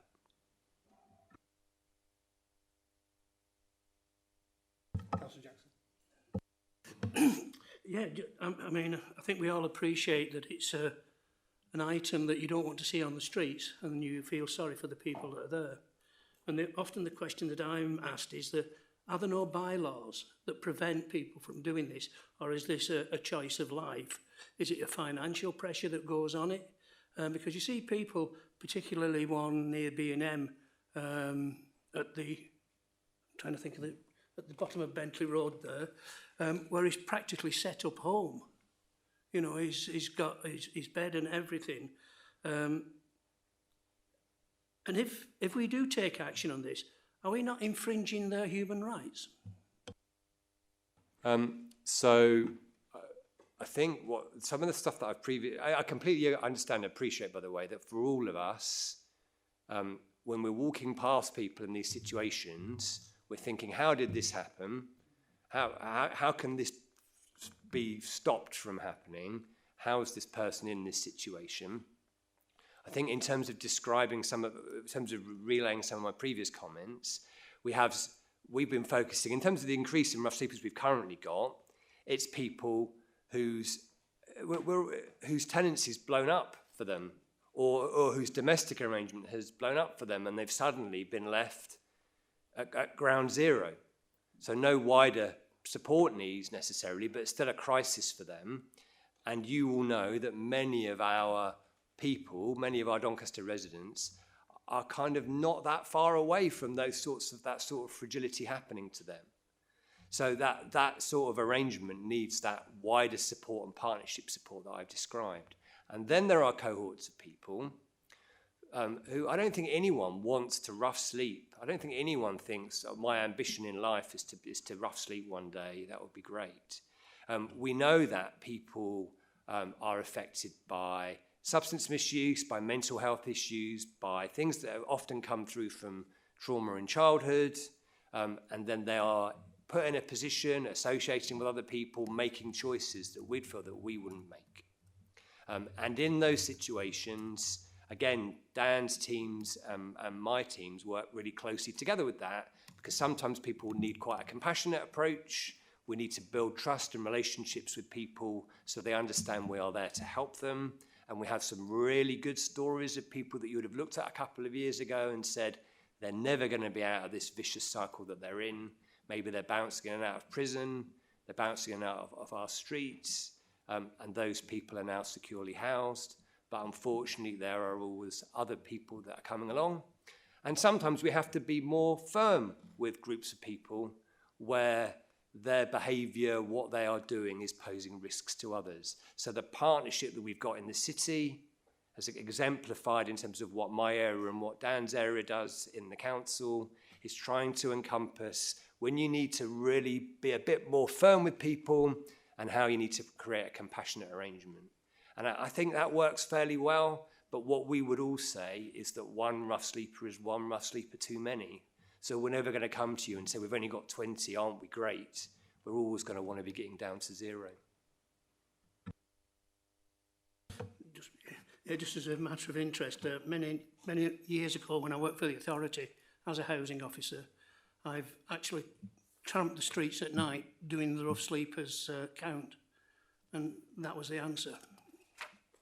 So how do you help these people that don't want help? And if you try and shake me awake in the middle of the night, I might give you a similar response to what you got there from people.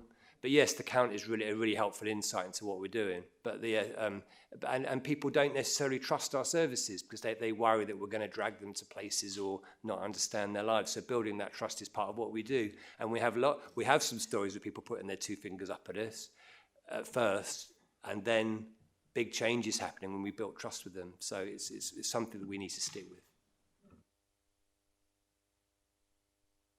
Thank you, Danny. Did you want to add? It was just, Sheriff, but to build on the comments that Phil's made and having experienced the outreach and going out on the count and some of that feedback that comes at kind of 1 and 3 and 5 o'clock in the morning, it enables us, it enabled me particularly to reflect on that as being assigned to try and help with resolving some of our challenges. What I would say is I think we need to be intelligence-led on the cohort. There's a traditional approach that seems to think enforcement is the key to dealing with these, and that can be in the appropriate circumstances, because I get wider concerns expressed to me about the detrimental effect that this can have on the perception of the city in terms of safety and visiting. But I think what we need to make sure is that it's wrapped around the person, and then what you need to check really is in that intelligence-led approach is, well, why has somebody become a rough sleeper, and why is somebody remaining as a rough sleeper? And accommodation is not solely the key to it. In fact, sometimes accommodation and the type of accommodation that they might have gone into and gone out of exasperates the problem, because what you could find is they've been evicted from some of the services that we've actually provided because of that behaviour. Now that raises a question of, is that appropriate? I'm not saying that the evictions aren't appropriate, but actually when you're dealing with a complex and complicated group of individuals, they will not necessarily conform to what other people may consider to be normal behaviour. So I think that's something we need to reflect on. In terms of the intelligence as well, what we need to look at is what's coming upstream, because rough sleeping is only really the very, very acute end of homelessness. And homelessness is quite significant, because there's a lot of people out there who would technically be homeless, but they've got somewhere to go, but they don't actually have a home. What we are finding from doing some of the mapping out of where people touch the service and drop out of the service and where we need to work better together is the provision of the type of accommodation that is representative of need. So who's rocking up at the front door needing accommodation and why? And what we need to look at is the provision for single people, in the stock. We also need to look at getting upstream in the dialogue with those single people, because it used to be, and I think Councillor Jackson, you might remember this, but it used to be the private rented sector could provide a release valve for people who perhaps couldn't afford to get on the ladder in the traditional sense, or might not be eligible for immediate support from the council for accommodation from the HRA. That is now a problem, because what you're finding is that people's allowances don't meet what the requirement is. The other problem that you've got is that, and I'm not blighting the PRS sector, but you can then end up with some landlords who present us with a bit of a challenge, but also those landlords have challenge with managing some of these cohorts. So we need to build the relationship with the PRS, particularly, because not everybody who accommodates some of our more challenging people are in it purely for the wrong reasons. And actually, the HIMO model is much maligned on occasions, but actually a good quality HIMO can provide somewhere for somebody to live. And that's what this should be about, a place to live, not necessarily just accommodation. We've been doing an awful lot of work across the range of services that are involved, including community safety and the police, St Ledger, the third sector, adult social care, and also with government. So government have been coming to us, listening to some of the things that we've been saying, commenting on some of the things that we've been saying, and giving us some feedback. Because as Phil's indicated, there's an expectation that you will reduce rough sleepers. It's not an excuse, but in mitigation, it's a national problem. You see it in cities. I think what we need to be concerned about first and foremost is a person-centric approach. How has that person got there? Why is that person there? And what are we doing that either works or doesn't work to get that person off the street and somewhere else? We've put the day centre in place, which is not without its challenges, I'll be honest. But that is another way of engaging, because what I have found is somebody who actually his background is steeped in enforcement, who was a regulator for many years, who's wouldn't say is new to the element of compassion, but it's not necessarily the way that I approached some of these things, and it's been reflective for me and very helpful. But what we are finding is that these people don't necessarily want to engage in a traditional sense. So that we'll come to the town hall at 3 o'clock on Friday and we'll talk about some council housing. Might not work for these people because their lives are chaotic and complicated. That's agreed. The last thing I'd say is for about 2 years, I had a portfolio as a police officer of homelessness in the city. It wasn't a city then, it was a town. And I know that the homeless type people are a community. And the only reason I'm saying it's interesting, Phil, is because you mentioned that all the metrics that have been getting favourable, apart from the new homelessness or new rough sleeper ones, a good authority who deals with this in a really good way can become a victim of its own success, because people will travel for better services. Do you get me? I mean, I know that I had people from Rotherham, from Pontefract, from Wakefield, rough sleepers coming here because Doncaster was better at looking after them than Pontefract and Wakefield and Rotherham. Is there any sense that we're a victim of our own success, or have you not seen that? We have looked at that because it does. That does get thrown around quite a lot, and we haven't found evidence that we're importing people. Definitely, your point about so we've just said, haven't we? People enter rough sleeping through different routes, but there's definitely, if you talk about long-term rough sleepers and repeat rough sleepers, there's definitely a sense of community. And that's about what people need and the people that they want to be with at any particular time. But I don't think people think, I'm going to travel across to Doncaster because it's a soft touch, because they're not after Doncaster accommodation, say. So I think it's a little bit of a myth. And I don't think, because we have looked several times, colleagues correct me if I'm wrong, but I don't think we found that we've been so benevolent that people are going, let's all go to Doncaster. What we have found is that we're a transport hub, so therefore people will come through. So we're not out of the way, and people will come through and we'll pick up some of that stuff. But it's not like that we're a magnet because we're so attractive. Yeah, more of a transit thing. The last thing I'll say before we move on to a slightly different subject is that the Regen and Housing panel have got this as a particular topic on their work plan already. So we'll look forward to that. Next question then is Councillor Hollingworth about council tax. Thank you, Chair. It's been recognised that council tax arrears have been a big concern over the last year. How are we looking at addressing this? I'll take this one. Thank you, Councillor Hollingworth. So yeah, in terms of the report, thanks for recognising this. Council tax arrears at the year end were 28.86 million compared to the target of 28 million. In the final quarter, arrears reduced by 1.75 million compared to the target of 2.25, so slightly below the target. The reduction is though, although slightly up on last year's, so the reduction last year was 1.46 million, so it's slightly higher than what we did last year. Also, if we look at the reduction for the year, it's reduced by 8.19 million, which again is slightly above the reduction last year. However, it does show that it continues to be challenging. The processes continue as they have done always, and they've got established processes within the team, and the team work really hard to collect the income due to the council. What the team do tell me is that it is constrained in terms of what they can do.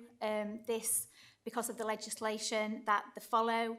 The legislation remains largely unchanged since 1992, where it was introduced, and this has been recognised by the fact that the government have recently published its response to the consultation on modernising and improving the administration of council tax, and this will see changes coming into force. A pilot is currently underway to give council tax staff access to HMRC data, particularly employer information, which there's currently no access to. Should this be rolled out, this would give council tax teams the opportunity to create more attachment of earnings. So then once that's agreed, then that's kind of in place to be able to pay the council tax. We're also reviewing our oldest debts to see if alternative strategies are available. But like I say, it's difficult because the sanctions that are available are really extreme. So, we continue to send reminders.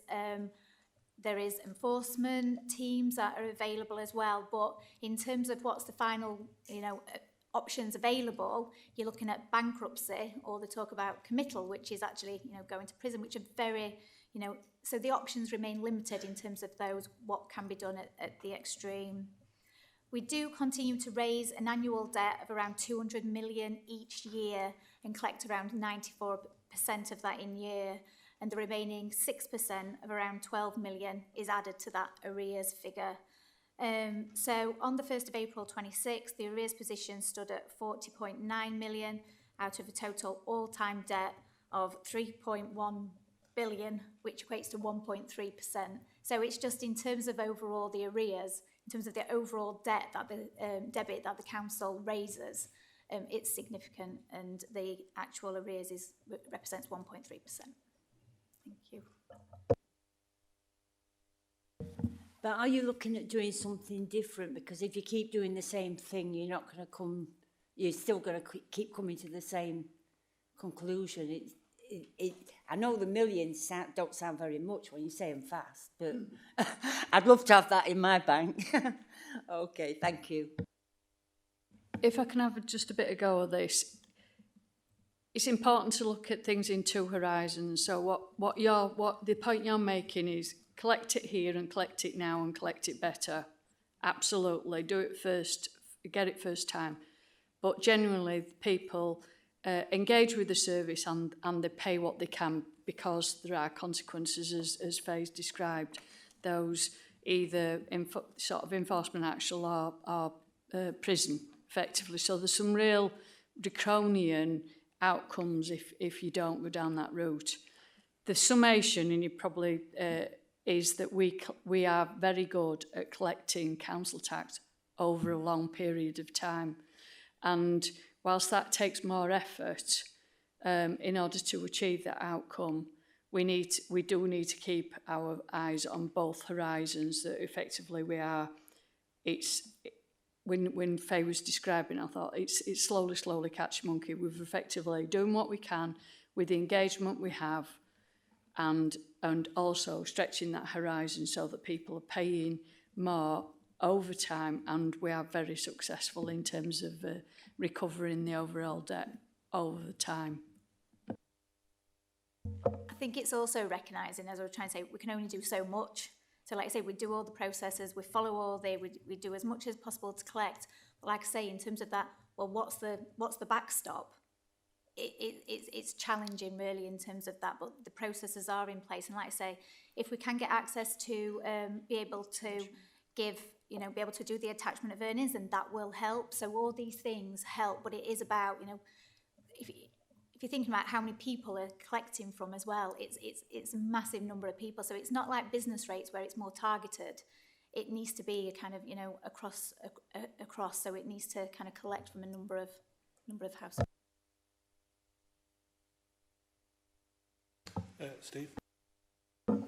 I'm just wondering if you've seen, because it's a lot of emails that we've received council tax related, and I'm just wondering if you've seen any mapping, because obviously as we're seeing developments come forward, a lot of the maintenance and things like that are done on new developments, the council doesn't do it, so it's the private maintenance company.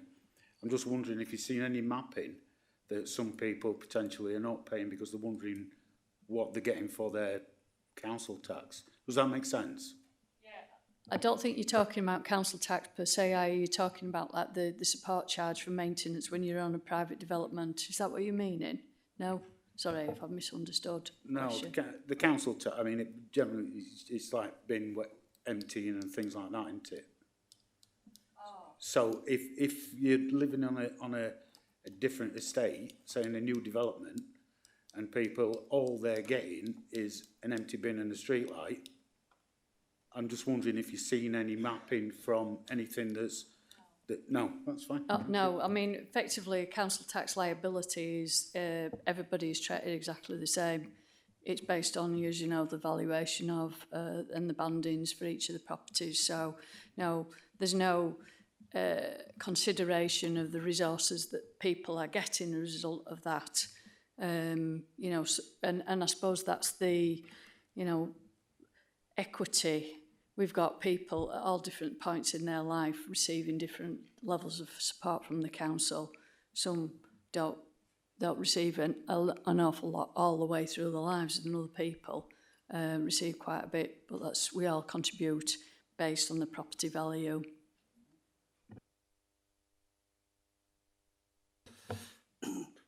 Thank you for that response on that, because when you talk about the attachment of earnings, that is for people that are actually in wage and all that. Is there any scope where you can do an attachment for deduction through benefits? You're able to do that. The other thing is that what is the write-off on council tax when somebody no longer is on this earth?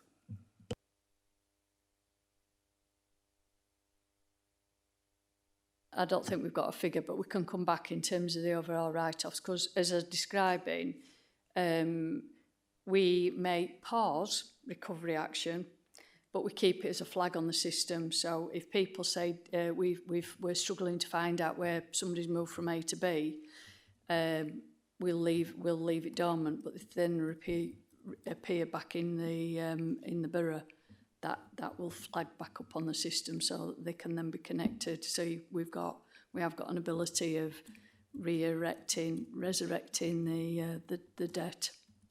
So that's why I'm talking about the horizons are important, about what we're collecting in year as well as over the period. And that's why Faye's quoted that figure about the billions and effectively the 1% that we don't collect over time. No, thank you for that, David. Just final question on that is, when you're actually recovering or you're starting the recovery process, do you actually tell people that there will be an increased charge? Because it seems ridiculous. I mean, I've had experience of this where a person has had an attachment of earnings, has owed council tax for several years, but he's also got the court costs on top, which compounds it. So instead of just council tax, he's then got the recovery cost. It's on the letter. So, and what you're talking about is they must have received a number of letters to get to that point, because you're getting reminders. Reminders, obviously, there's no additional cost, even though there's cost to us around that recovery action. It's when it's getting into a court process and then the attachment of earnings that then there's additional costs that are then put on. And they're all, if they're all itemised, I think we've got to legally show all the itemisation, because otherwise that debt wouldn't be legitimate. So the details got to be provided in order to legitimately recover it. Yeah, we also have responsibility to check that those costs are reasonable as well, in terms of that they're not kind of, you know, over and checked to other councils. I think the thing that the ask is, if you are struggling, contact the council, you know, make a payment arrangements, then it doesn't get to that point in terms of, like you say, then having to incur costs, because then that, like you said, just increases the debt further, doesn't it? Yeah, burying your head in the sand comes to mind. Interestingly, it was a conversation we were having with a number of people yesterday, and we've got more online presence where you can scrutinise the level of, you know, council tax details. And there was a comment about, well, it's a small amount, I'll just put it to one side. Wrong. Get that piece of paper and deal with it, because effectively, like you're saying, leaving it, then it might be a small amount, but as it's going through a court recovery process, then it gets other costs associated added onto it. So, like you say, it's a bit like a snowball, isn't it? And final question, are we able to get figures for direct debit? How many people actually pay by direct debit? Yeah, because I asked that very question, because we've moved from 10 periods to 12. I considered whether that would impact on our level of recovery. So, yeah, we have got that data because Phil provided it at last monitoring meeting. So we'll provide that outside of meeting as well. Sorry, did you say you're going to collect over 12 periods? We've been instructed to move from, that's an instruction from central government. So we used to collect over 10 and now it's over 12. So you can, yes. Yeah, but that's exactly, so that comment, your comment is exactly what I thought would be the behavioural change, that people would move from the 10 direct debits to 12. So consequently, from a cash flow point of view, we would be detrimented. So that's why I asked about the extent to which we had, I'm going to say, good payers. So thank you very much. Please keep it up on in terms of 10, because the more cash we get in, that benefits the organisation from a overall management perspective. Yeah. Staying with you, Councillor Jackson, question 23. Capital programme slippage was identified from Q2 onwards.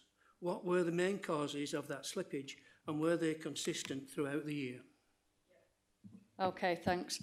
So as the report sets out, there's 498 schemes within the that we've currently got in view.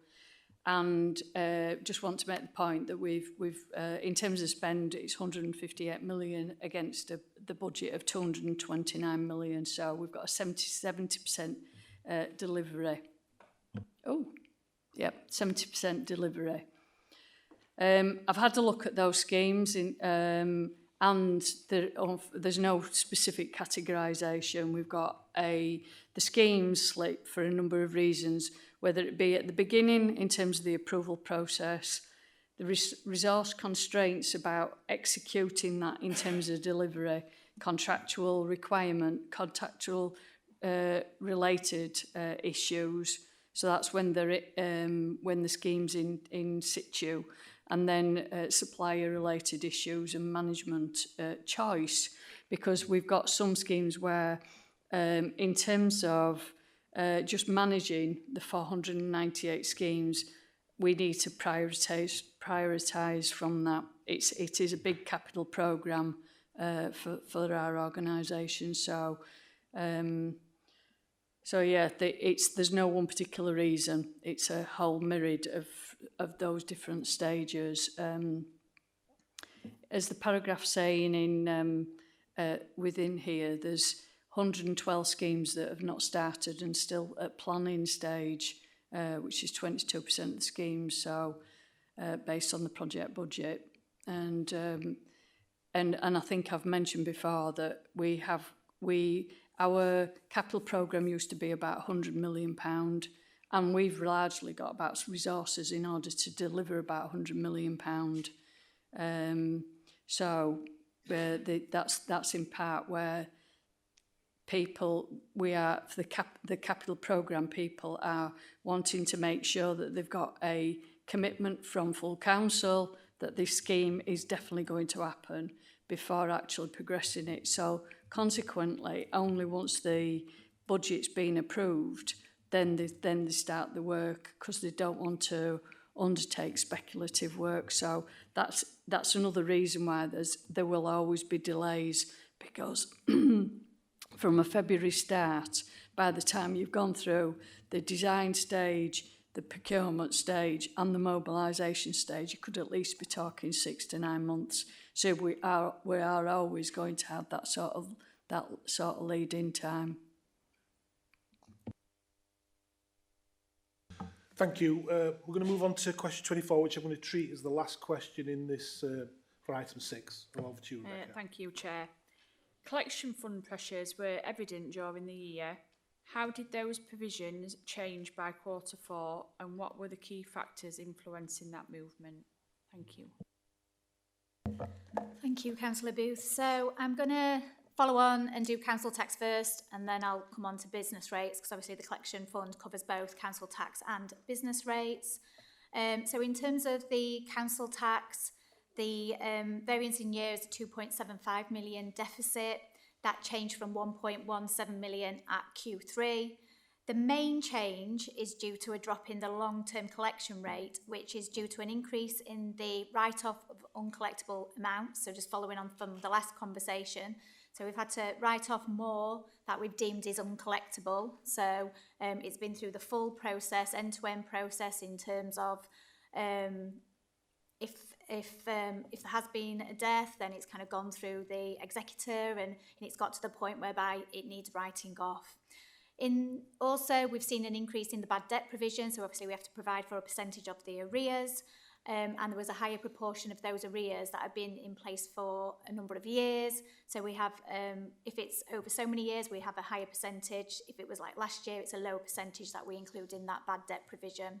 So we do that check at year end, so that is why it changed between Q3 and Q4, because it's that calculation of what do we need to put in terms of the bad debt provision. Like I say, we calculate that at year end. There's also been an increase in the exemptions that are granted. So the actual exemptions increased from, the projection was 160,000. The actual exemptions that were granted was 520,000 as well. So that's quite an increase in terms of, so these are things like single occupier, students, care leavers, things like that, in terms of what people can apply in terms of a council tax exemption. Didn't change between the quarters, but the deficit is also impacted by a lower council tax base due to lower growth of 760 million as well. Some of that is caused by the backlog in the valuation office, in the valuation agency, so it's a delay rather than a loss. So that's in terms of the council tax. Just to also highlight that any closing deficit must be recovered in future years and therefore will impact on future years' budgets. The 26-27 budget was based on the Q3, which was the cumulative deficit of 2.17 million, council share 1.9 million. That budget can't be changed now. The 26-27 budget has been set, so that will need to be considered when we do the 27-28 budget. In terms of business rates, the deficit again in year, strangely, was exactly the same amount, 2.75 million, which I did have to double check that just to check that it was correct. That has actually changed from a surplus position at Q3, and that is attributable to delays in the projected growth of 8.8 million at year end, which increased. The number of appeals increased between Q3 and Q4, meaning a lower reduction in the appeals provision required. So based on known appeals success rates of 4.7 million, that reduced from 7.9 million at year end, at Q3. So there's been more appeals in the last quarter that we need to factor into the year end position, and there's been lower growth than what we projected as well. So they're the two areas really. So the in-year deficit means the closing balance is 1.7 million deficit, reduced from a closing balance of a surplus that was previously predicted. We have asked for further information in terms of the appeals, like was it certain sectors, or just to kind of get further information on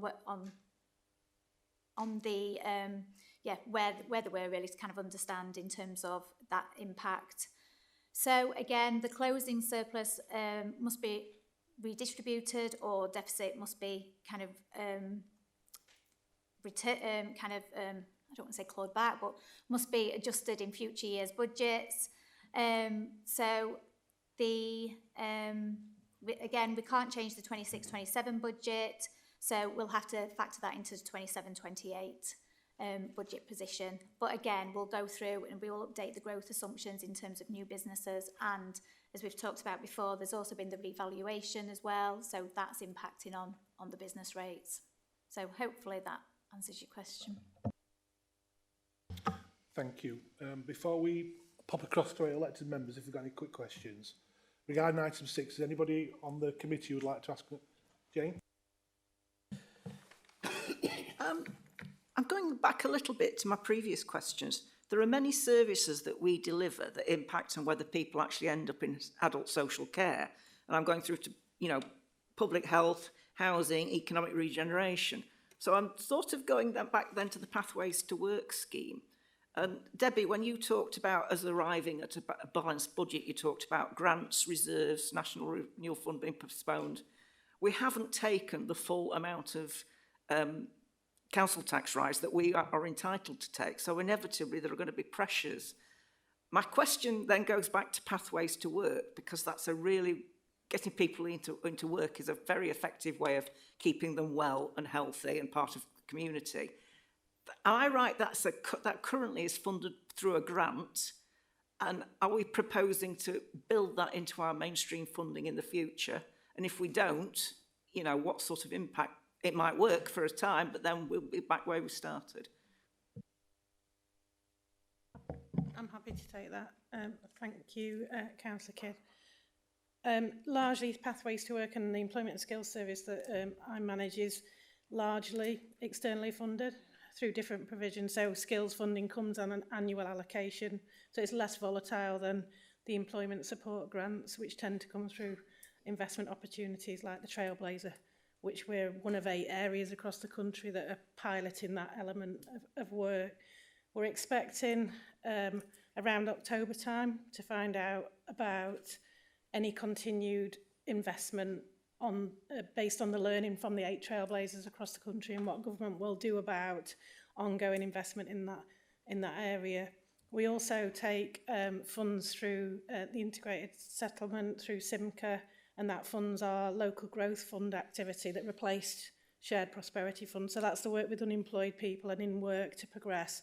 So it's various different schemes. It's quite complex in terms of managing those different funding schemes. We do have some core funding within the team that the council invests in.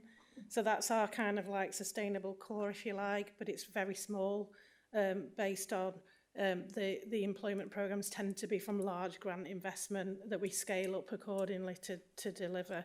It's quite volatile. The intention moving forward would be to have much more devolved funds through SIMCA, like Skills is done in the employment space, and that's what we're working with SIMCA and the other local authority partners to articulate the success of this kind of localised model of delivering what we've learned through pathways to try and stabilise that funding moving forward. But obviously it's largely out of our direct control, but we manage at year end. There is risks at the end of March 27 where some of these schemes may fall away.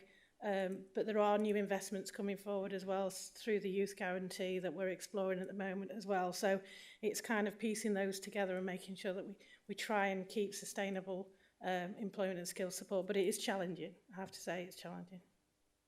Debbie and then Rachel. Yeah, I think Claire sort of nailed it at the end there. It's not the council. The funding has now been sort of effectively, majority of funding is now coming through SIMCA, and their funding regime is now through what they call the integrated settlement, so there's more flexibilities for SIMCA to divert resources onto different pillars of activity, but that's then incumbent on them and us as part of that entity to make the pitch really in terms of relative priorities, because there's lots of things including in that, but effectively the integrated settlement is now there, all these different governmental funding that's all been brought together, and that's relatively new in terms of how that'll pan out. So as Claire said, it's the vulnerability is just understanding how that's going to get developed, sort of maturity in terms of how the decisions are taken in relation to all those different strands that used to be targeted and how they're now going to be brought together. So there is an opportunity for it to be long-term funded. Yeah, okay, thank you. It's long-term, but it's dependent on if the choices are taken, because there's a lot of competing demands at that level. Yeah. Yeah, Councillor Kickers, there was a specific ask about public health. So the council received a ring-fenced public health grant each year, so an allocation for us to deliver on our public health duties and responsibilities and commission the services that we must commission for our population: sexual health, drug and alcohol services, health visiting, zone 5 to 19. So that comes as a separate grant and is received and deployed for all of our duties and responsibilities.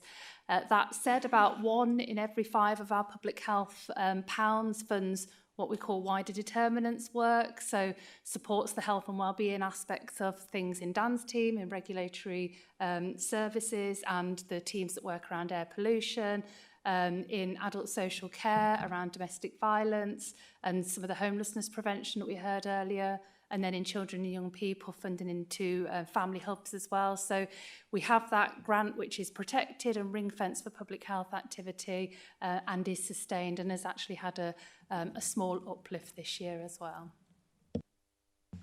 Thank you very much. Anything else from the committee itself? Couple of minutes, couple of questions from Neil first, if you want to. Cheers, Chair. It's carrying on with pathways as it happens. We said there's 105 positive outcomes out possible for, or we were aiming for 400.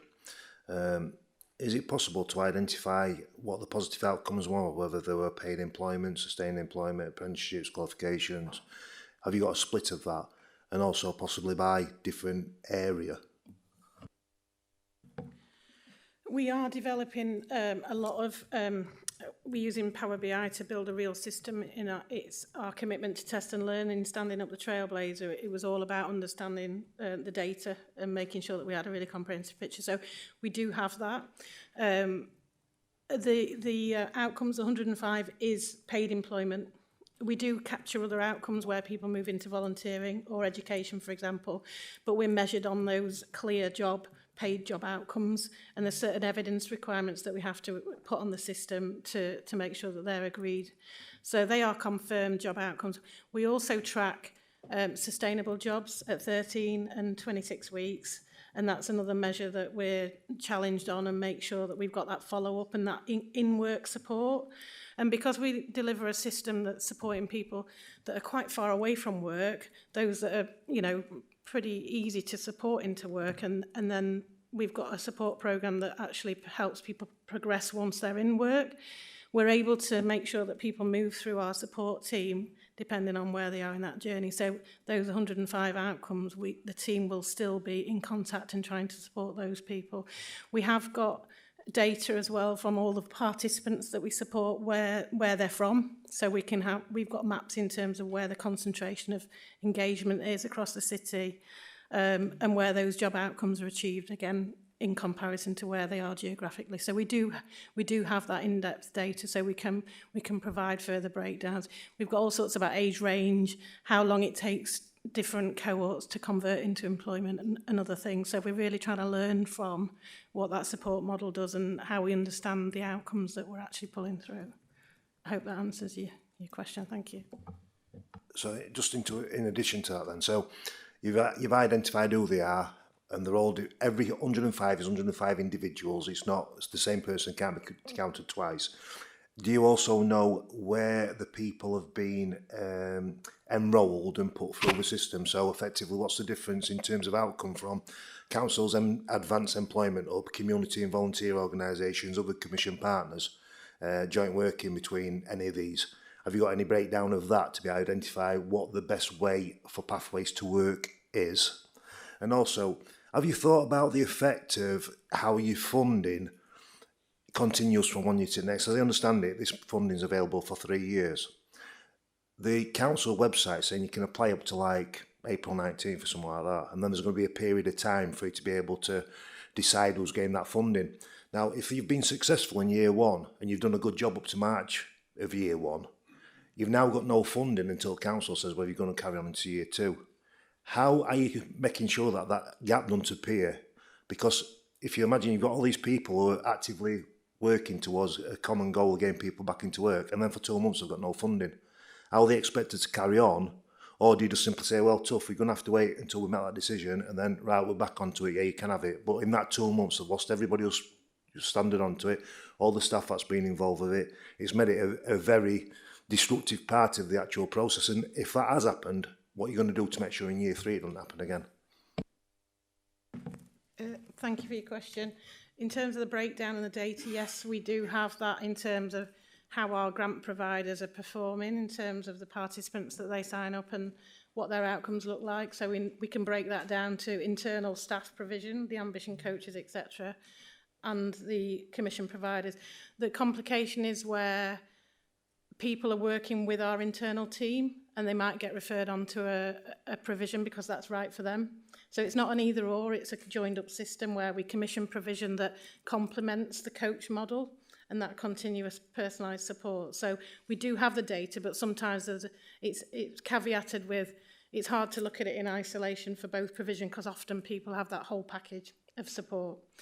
So we do understand that, we're interrogating that data and learning from it.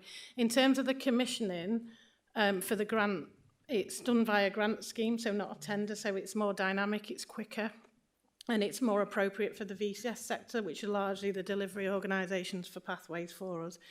We don't have any confirmation of year three yet at all. This is where we're expecting the announcement to probably come in October time around Trailblazers specifically, and through the integrated settlement about a local growth fund. We're working through with SIMCA and the other local authorities on options about what we should continue and should prioritise. They're using all the data from all of our programmes to help us to work out where we should be concentrating effort, which cohorts specifically you know, how we should mobilise that support and what models have really made the impact. So we had to commission the grant scheme again because we went out for grants with what we had for year one, and then we got notified of year two in the autumn. So our grants were only to the end of March last year. We did actually fund some transitional provision to make sure that we didn't lose anything and in standing up year two's activity. So we tried to manage those issues that you're talking about where providers then have got a gap or that they can't manage the support. We went out quickly with the grant scheme and we've now commissioned providers. A lot of those are last year's providers that have demonstrated success, but obviously it had to be based on the quality of their bid and their application for this year.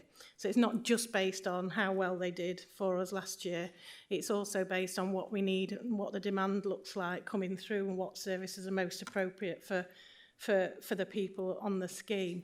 So we have got a lot of providers that were successful last year, and we've also brought some new provision online for year two that we didn't actually fund last year. They didn't come forward, and they've seen that actually they can come forward with a really solid offer that will support us in our delivery. So we've tried to mitigate the issues. But you're absolutely right, you know, in terms of our internal staff force, we've increased that to respond to what these schemes need. We've gone out to commission providers, so we're building their capacity and their sustainability and able to deliver support for people. But because of this short-term funding cycle we've constantly got, there's always a risk at every year that we're going to have a break, we're going to have a challenge in terms of sustaining and making sure we've got a seamless journey.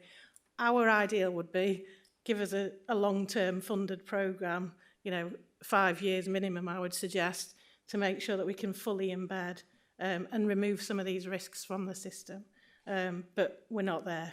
And a lot of that is out of our control, but that's something that we're obviously pushing for, that longer term, more stable footing for providers, both ourselves and who we commission as well. Thank you. And then just on, carrying on from that, sort of same subject. So we've had a lot of people interested in this. There's a lot of people bought into it and tried to be successful and get people back into work and everything that's set up for. Have you also got some sort of information that identifies how many people actually applied for it, how many received the funding, how many didn't get this funding, what the total amounts requested were for, what amount of funding were available, and what percentage of eligible applicants actually end up getting funding, and what sort of funding amounts were it? Is that sort of information available? Put my mic on. We did have a full grant process which has got a transparent scoring process and panel approach to identifying from the grant applications we get which ones should be awarded. There's a quality threshold that they have to meet in terms of the quality of their application to move forward.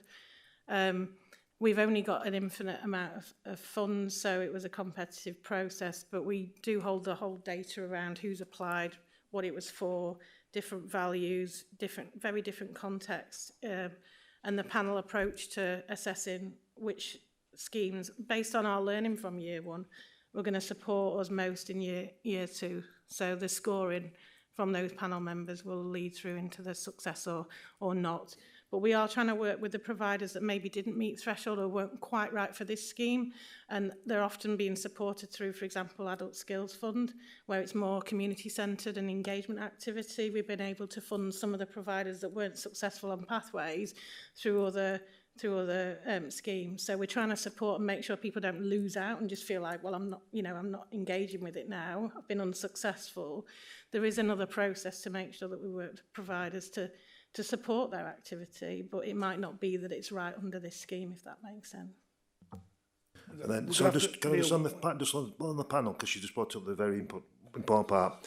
On the panel, who actually was on the panel in terms of different organisations, like community-led, employment support, SEND, disability, grassroots volunteers, people with complex barriers?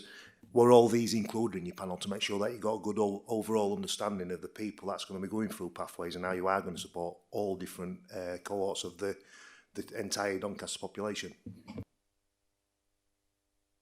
The decision-making panel was made up of officers and professionals, so we had representation from colleagues in public health that are leading their community investment, so they're bringing their expertise and their community investments to the table to help us to assess those applications. But it was made up of people that are experienced in the direct delivery of support to people, and they are the ones that are cited on the data that's coming through in terms of what the barriers are and what people are needing in terms of that support. So that all that data that we're collecting and that test and learn approach is telling us and helping us to understand what this cohort looks like. So there is a lot of case studies, video case studies, and assessment of participants where they're sharing their experiences and they're being very clear why this support helps them and why others should get involved. So that is around the, you know, the system. But in terms of the grants, it's a very kind of restrictive panel approach that's fair and transparent. We have had a health check from audit, and that's all come through really, really successfully. So, you know, we've had to run that as a professional panel. But people with lived experience are very much involved in sharing their experiences and influencing engagement from others and how we shape those services and those awards that we make through the panel, if that answers your question. Yeah, thank you. The reason I was really interested is I've got 2 kids in my ward who both could end up with criminal records as a result of falling off path through youth provision and other things, and it's really important in our ward to make sure that this is used wholly to support the kids to get them onto a safe route, if you like. Thank you, though. Thank you. Do you have anything? Thank you very much. Thank you for that. Thank you for answering those questions. We'll just move on to the recommendation then. The Chair and members of the Overview and Scrutiny Management Committee are asked to note and comment on the Q4 performance and financial information. The committee was asked to give consideration to and comment on the information presented to it today. Does the panel feel like it has reviewed the information provided today? I will propose that. Will you second it? Yep, thank you, Councillor Jackson. And that's agreed. Are there any additional recommendations from the panel before we move on to item 7? But we'll have a short break before item 7. But is there any more recommendations? No, good, thank you. What we'll do is, and literally 2 minutes. 2 minutes. I'll start after 2 minutes. If you're not here, we'll start. But thank you. I'll give you time to get on with what you need to get on with. Thank you very much. Thank you, Councillor Jones. Thank you. Thank you, Simon. Item 7 then. St Ledger Homes of Doncaster Limited, key performance indicators, KPIs and tenant satisfaction measures update for the Q4, year ended 31st March 2026. I'll just open with a quick chair statement and then we'll crack on. Again, I'll begin by recognising some of the strengths in this report. Firstly, SLHD continues to demonstrate very strong performance in compliance and safety, with 100% achievement across key areas. That is fundamental and important to recognise. Secondly, there is clear evidence of effective tenancy sustainment and homelessness prevention, including strong arrears performance and a significant increase in prevention outcomes. And thirdly, there are areas of good operational delivery, particularly in first-time repairs completion and improvements in relet performance over the course of the year. However, there are also some areas of concern that we do need to explore. Firstly, there is a clear issue in the overall repair system. While completion at first visit is high, performance on repairs completed within timescales, particularly non-emergency repairs, is significantly below target. That suggests a capacity or system delivery issue that needs to be understood. Secondly, there's been a significant increase in complaints. While response times remain strong, the underlying causes, particularly around service delivery, time taken and communication, indicate increasing pressure that is now being felt by tenants. Thirdly, and importantly, the position on non-decent homes and asset condition is a concern. With a gap against target and acknowledgement that current investment is insufficient, this presents a clear medium-term financial and delivery challenge. So in summary, this is a report that demonstrates strong operational capability, but also evidence of emerging pressure in key parts of the system, particularly around repairs, complaints and asset investment. As Chair of OSMC, I want to be clear that our focus today is not just on where we've finished the year, but also to keep one eye on the MTFS position, which we'll look to scrutinise further in the next meeting. We'll now move on to questions. I'll ask the first one, if that's all right, Chris. Non-emergency repairs performance remains significantly below target throughout the year. Why was there no sustained improvement from Q1 to Q4, please? Thank you, Chair. I want to do a little roundup on this, if it's okay. So just a reminder, so the repair service in its entirety were reviewed 3.5 years ago. We moved to a completely different repairs model at that point, so which we called One Repairs. We did consultation with our tenants, and in reality, our tenants designed their own repair service. So that's the kind of statement out of the way. In terms of performance, one thing that we need to remember on this, and be really clear on this, the model that we deploy here in Doncaster is completely different to most other organisations. So we combined responsive repairs and scheduled repairs together in a one repair service, hence the reason why it was called that. So although non-emergency repairs performance is below the actual target, we have managed to stabilise this. And I'll mention at this point, when we came out of the back of COVID, we had 7,000 repairs in backlog. They're cleared, they're completed. And the diaries continue to be compressed down. So more recently, certainly over the last few months, you can now get same-day appointments in 3 of the trade categories, which is electrical, plumbing and joinery, which is really, really important to our tenants. I think one thing that we're going to have to be is a little bit more patient on this.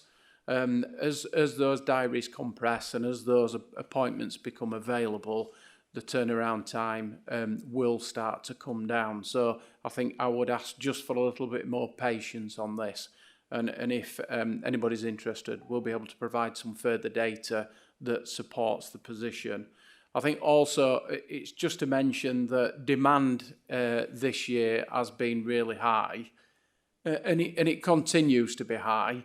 One thing to know is the prioritisation of repairs for us is important, and we recognise that emergency repairs and attend-to-day repairs are making up the vast quantity of day-to-day repairs for us. That is of a particular concern. So further analysis has been undertaken on that. So we need to understand why that's the case. What we know is demand is high. I've already mentioned that. And what we also know is an expectation from our tenants that repairs are done incredibly quickly, whether that's a responsive repair or the old scheduled repair. And I think everybody in here today would appreciate the fact that we're doing the highest priority repairs first. So anybody that's got leaks or something that's not working, we are attending over plaster cracks, for argument's sake, and then taking into consideration people's vulnerabilities are also within that. So it's as broad as I could make it, Chair. No, thank you very much, Councillor Jackson. Oh, sorry, Mia. Hello, Chris. You say you've got a new way of working. When did that all change? So we brought One Repairs in over 3 years ago. We continue to review that, Councillor. We've just done a review of the entire repair service again in consultation with our tenants, and we continue to refine that.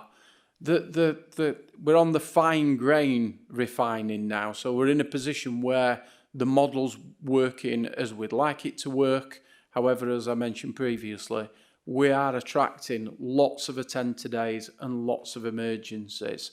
Around a third of all our repairs reported are reported as emergencies or attend-to-days. That's not to say when we get there they are emergencies or attend-to-days, but our tenants are demanding that level of service. And I think you can see a correlation between complaints and the speed in which we're attending to repairs. So diaries are compressing, we're doing repairs a lot quicker than we were doing. However, the highest number of complaints we get is time taken to complete repairs, and that's not coming down. So further analysis of that's required. We know we're doing repairs quicker, however, the complaints with regard to time taken is not coming down. Thank you, Maria. Councillor Jackson. Good afternoon, Chris. First-time fixed rates remained consistently high across all 4 quarters. Why has this not translated into improved overall repairs completed within target timescales? Thank you, Councillor Jackson. Really pleased that we are top quartile when you compare us against other organisations. And I'll give you a figure on that. So we compare ourselves against 350 other housing providers on repairs. So being top quartile in first time fix is really pleasing. However, not all repairs are we're able to complete a first time fix.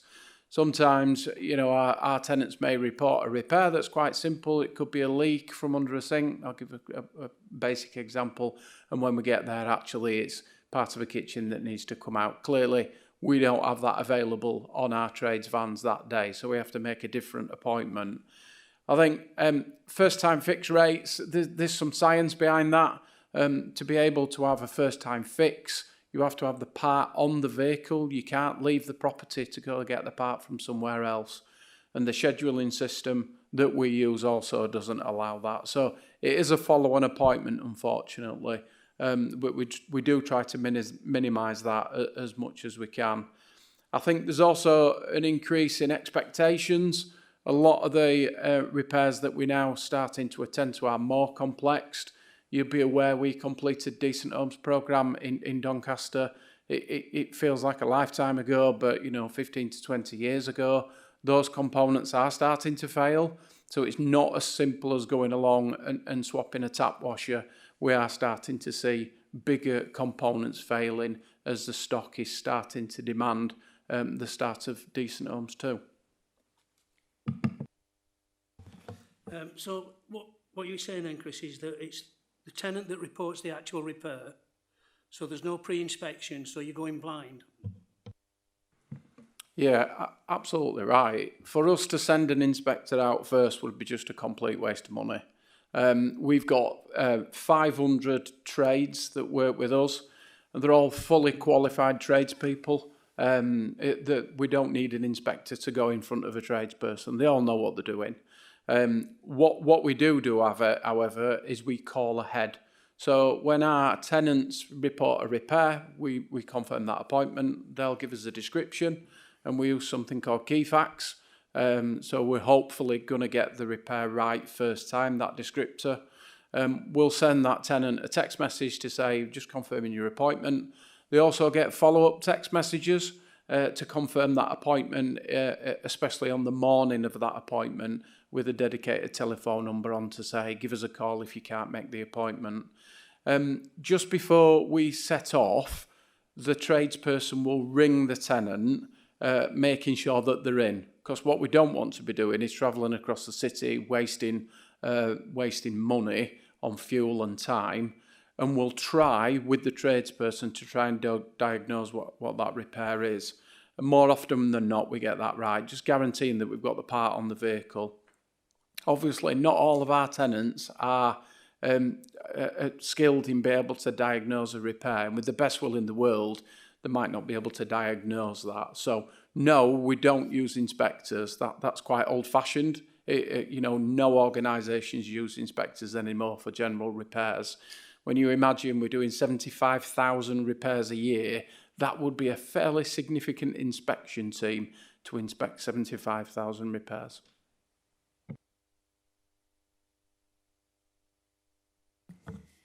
Chris, have you ever used the video? When you get in touch with people about the repairs, like a video talk, so the resident can actually show you what's going wrong? That's a brilliant question. Thank you, Councillor Longworth. That's something that we're going to be introducing. There's a lot of value in video triaging. Not necessarily just around a standard repair, but when we're talking about emergency repair. So you remember I said about a third of the repairs that we do in our attended days in emergencies. What's really important about that, we are going to introduce video triaging. And it's really simple. You can send a code to anybody's mobile phone, which they can click on. They can do a short video and an audio description, clearly showing us what that repair is, and then sending that through a dedicated link. We're able to triage that repair much better. On the flip side of that, we would be able to triage that that's not an emergency. Actually, that leak can be contained within a towel or a bowl, and we're not prepared to send a plumber out. Again, making sure that we're attending to the highest frequency of repairs, making sure that the vulnerabilities are taken into consideration, and bringing down that third of all repairs to a much more reasonable rate. And as I've mentioned, as the diaries start to compress, there are available appointments, so we might not be able to attend today, but there's a good chance we're going to be able to attend in the next few days. So again, that's something that we're definitely going to be introducing. So thanks for that question. Councillor showing her clairvoyant skills there. We'll move on to the next question, which is Councillor John Reid about complaints. Hi, Chris. Complaint volumes increased significantly over the course of the year. What were the quarter-by-quarter trends, and what were the key drivers behind these increases? Yeah, again, really valuable question and something that we've worked hard to consider. I think within the report, it's really explicit, and it tells us that time taken to complete a repair is one of our customers' biggest concerns. However, as I've mentioned, they are compressing, so there's some confusion there for us. Service delivery is also there as a key trend, and then staffing issues. I would link into that, keeping promises and making sure that our tenants are informed every step of the way. They're some of the underlying trends, not necessarily explicit in the report. I think repairs is the biggest driver for our tenants. It's one of the things that they say is the most important thing to them, and we fully understand that. And I think the increase in complaints, just to make the point, it's a national trend. We're not an outlier, although the level of complaints that we get, we are an outlier, but also pleasing to see that the way that we respond to repairs is within our targets. I think what's really important to also share, and again, it's explicit in the report, the number of complaints that are upheld is really low. So we investigate every single complaint, every person that comes forward and said we're dissatisfied with the service. That, as far as we're concerned, is a complaint, and that's in line with the Ombudsman's Code of Conduct with regards to complaints, and again, important that we stick to that. However, upholding such a small number tells us actually it was a dissatisfaction rather than a complaint for some of those. So moving forward, we hold complaints clinics in key service areas. That's a proactive approach that we take. We've introduced a tenant complaints panel, and we've got work on end-to-end journey mapping and root cause analysis. We're utilising an outside body to do analysis of that for us. Hopefully that's going to give us some indicators as to where we can put some things right, but not getting away from the fact that our tenants just want their repairs done quicker. We need to understand that with regards to the costs associated with that. I don't want to mention the Amazon effect in this, but we're all guilty of ordering something and expecting it to turn up an hour later. That does spill over into repairs. That's not a Doncaster thing, that's a national thing. But, you know, we need to do comms around that so everybody understands we do have emergencies. We want to do that. You know, we'll bring the triage in with video to make sure that we're attending to those in an appropriate way. Thanks, Chris. No supplementaries, yeah. Thank you. Councillor Jackson, next one. Void levels and rent loss increased towards Q4. What operational issues caused this deterioration, particularly in the second half of the year? Yeah, just to mention the targets first, if I can. So the targets that are set by the council are incredibly tight, really ambitious. The fact that we're in quartile 1 for both of those voice targets is really, really pleasing to us. I think we've been doing, similar to what we did around 1 repairs, we've been doing something called Voids Excellence, making sure that the key-to-key process that we go through is as tight as we possibly can. I think some of the areas of concern for us are the level of major voids that are coming in to the service. and we class major voids as needing two large components. So a large component could be a kitchen, or it could be a bathroom. The number of major voids has now flipped over, so the vast majority of the voids coming through are majors, not minor voids. So they both contribute negatively to the two targets that we've got. Really pleasing to say, however, if you look at the trend, we've gone into tolerance, into amber on some of these. So I think you can see the work that the team are doing to try and adhere to that. As demand for voids comes down, so it's a demand-led service. We don't control the number of voids that comes through the door. That can also be seasonal from the previous conversations we've had around other services. Unfortunately, in the winter time, void numbers do go up, and we don't need to talk about that today, but that is a fact. And in the summer, void numbers come down. So, however, what doesn't come down is the level of major voids that's coming through the service. That is contributing to the pressures that we're seeing. Right at the back end of this year, in terms of a roundup, we saw 210 voids in our void service. That's incredibly high at this point. And the number of voids that we got through the door in a given period was also very, very high compared to previous years. So the trends are kind of going against what we'd usually see. However, the teams are dedicated to deliver both those KPIs, but we just need this group to understand the level of resource that goes into that to achieve those targets is quite high. No, yep, I'll ask the next two. Could I just... Oh, of course you can, yeah. Hey, Chris. It is just a quick one because obviously push for time and I'm trying to keep my gob shut. Now, I just wondered how Bob's laws and everything else is going to affect stock moving forward. Yeah, great question, Councillor Cox. So you're aware the council funded our approach to dealing with the requirements of Awab's law. We put together a dedicated damp and mould team, and that's working really well for us. However, the hazards identified through the stock condition surveys include damp and mould, so that contributes to the workload within the team, so within the repairs team. There are now further hazards that are going to be brought in, which will put additional pressure on the teams. I welcome these. That might sound a little bit strange, but if there's a hazard identified in a property, we want to be able to attend to that and deal with it appropriately. So, yes, you're absolutely right. That does place additional demand on the services. However, I think we're really well placed to be able to deal with that. And the reason why, and again, there's evidence to back this up, we got rid of the backlog.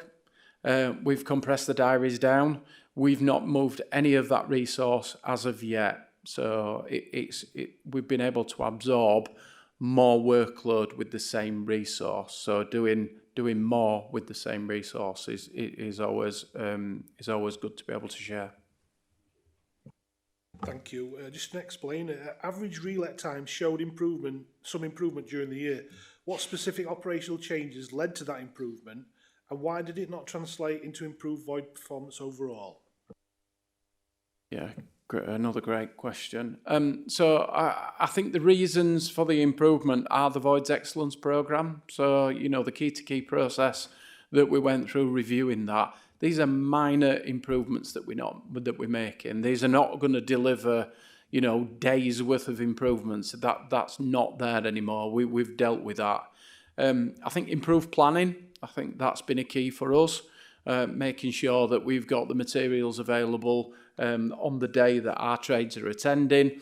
I think tighter scheduling. So rather than leaving it to the following day, at times we've got multiple trades working in properties, but for anybody that's been in the building industry, you'll realise it's not 24-hour makeover. You know, we do have health and safety that we need to adhere to, and we don't want teams crawling all over each other. So that's part of that. Improved resource allocations, more structured oversight of void cases, and then additional contractor spend that we put in place last year.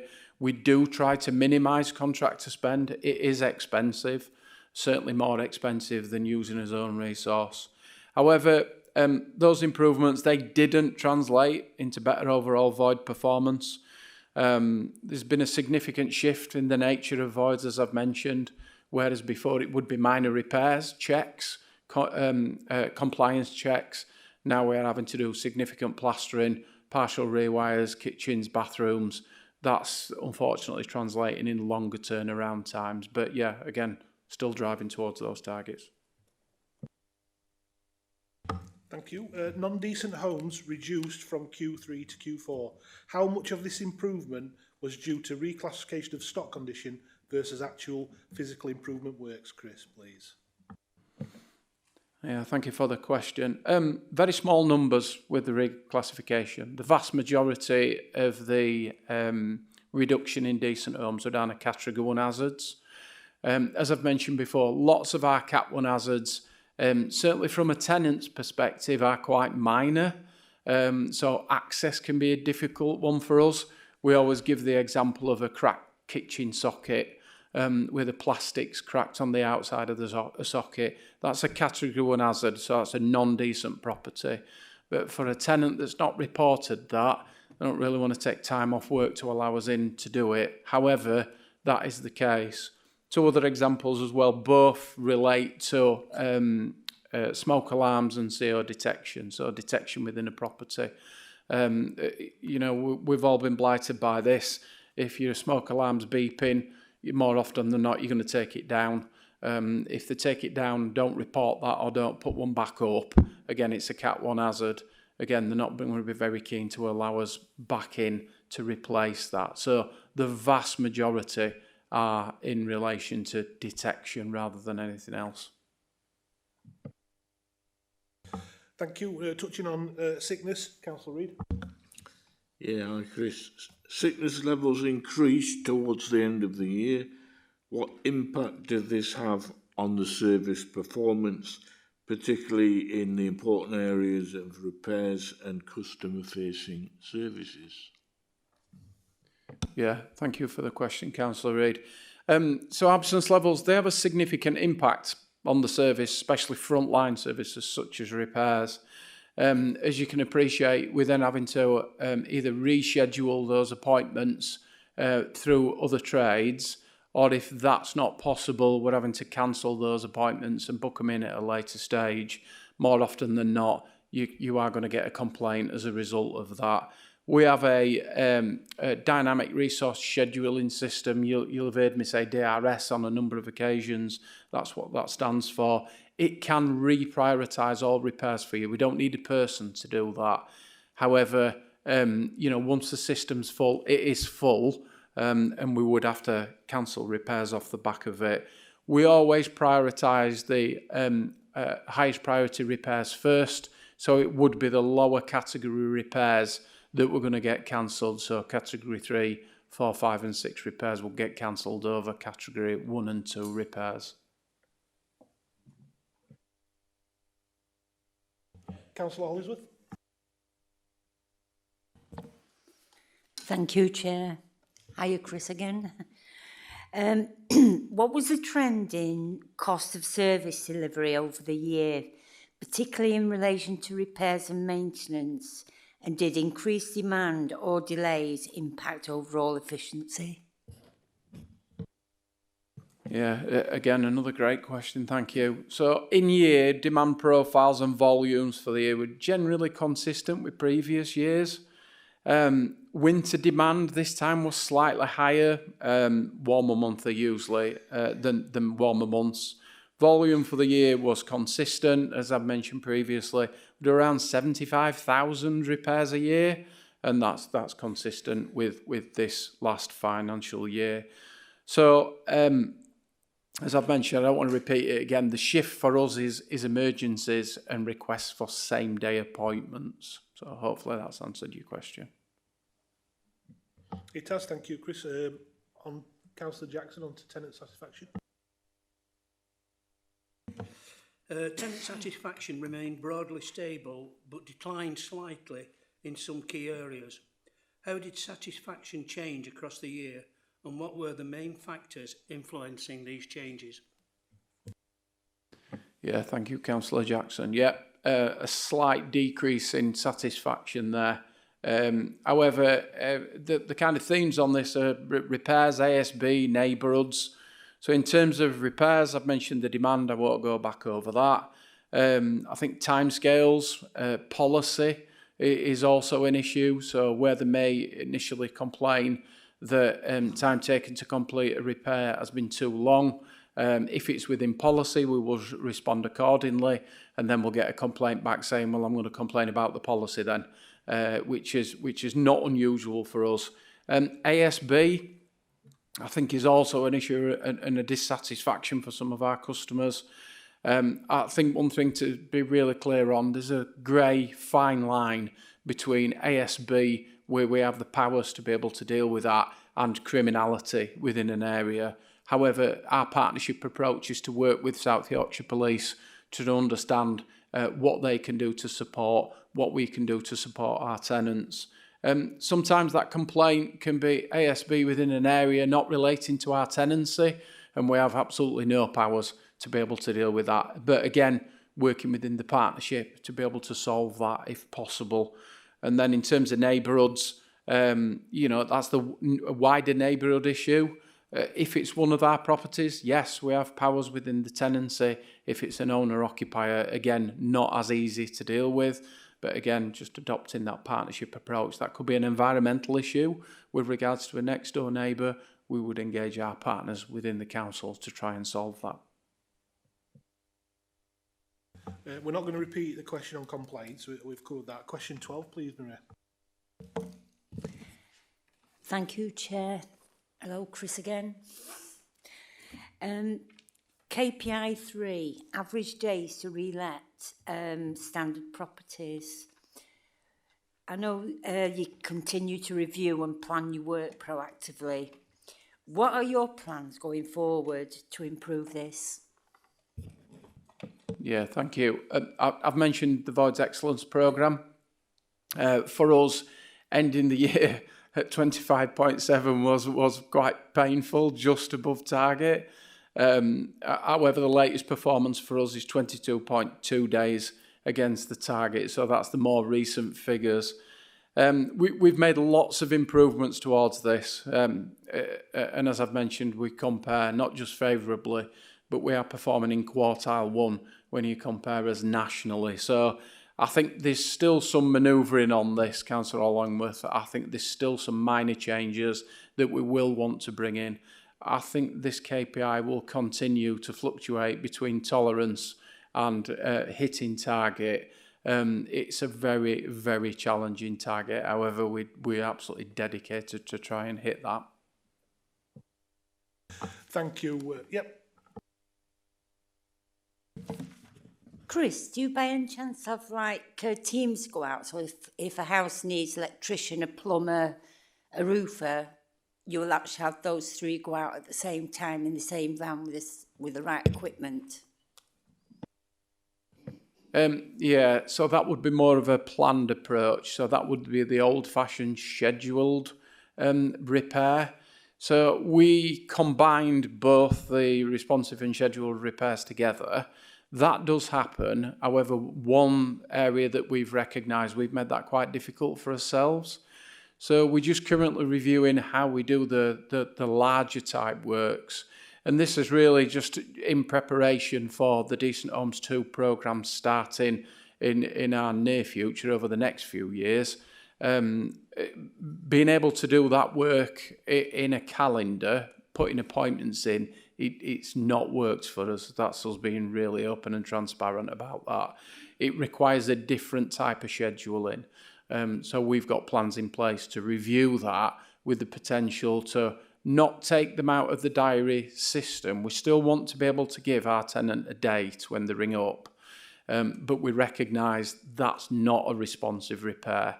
So taking somebody's kitchen out, plastering a kitchen, altering electrics, that's not something you really want to be putting in a diary in that way. That's something where you need a team leader going along, having a conversation with the tenant, getting them to understand the requirements for that repair. It's more of a capital repair than anything else. That's something that we learned through the One Repairs process review. However, I don't think we recognised at the time that we'd be here with regards to stock conditions. So we do that. However, as I've mentioned previously, we can't have teams falling over themselves. One area that we are looking at, and this is through the difficulties that we've had around access, is being able to offer an MOT style of service. So this is where our customers have got vulnerabilities. So I want to use hoarding as a really good example. And you know, if we've got customers that hoard within their property, us getting access to do an electrical condition check is incredibly difficult. So a different conversation needs to take place. And that could be that we do their gas service, their electrical check, and any repairs that they've identified on one given day. Not at the same time, that would be quite chaotic, but just one day that they need to be able to cope with us getting access, and potentially we could do that with carers and support workers in place. So it's an interesting area and has some complexities, but wherever possible, we will try and do that. We're coming to the end of item 7, but we've also got another couple of items to deal with as a committee. So because of that, as we're approaching the 3-hour mark, I would like to propose that we continue until we complete the business on the agenda today and look to finish no later than 25 past, which is another 30 minutes. Is that agreed? Thank you very much. Thank you. We'll crack on then. Councillor Jackson.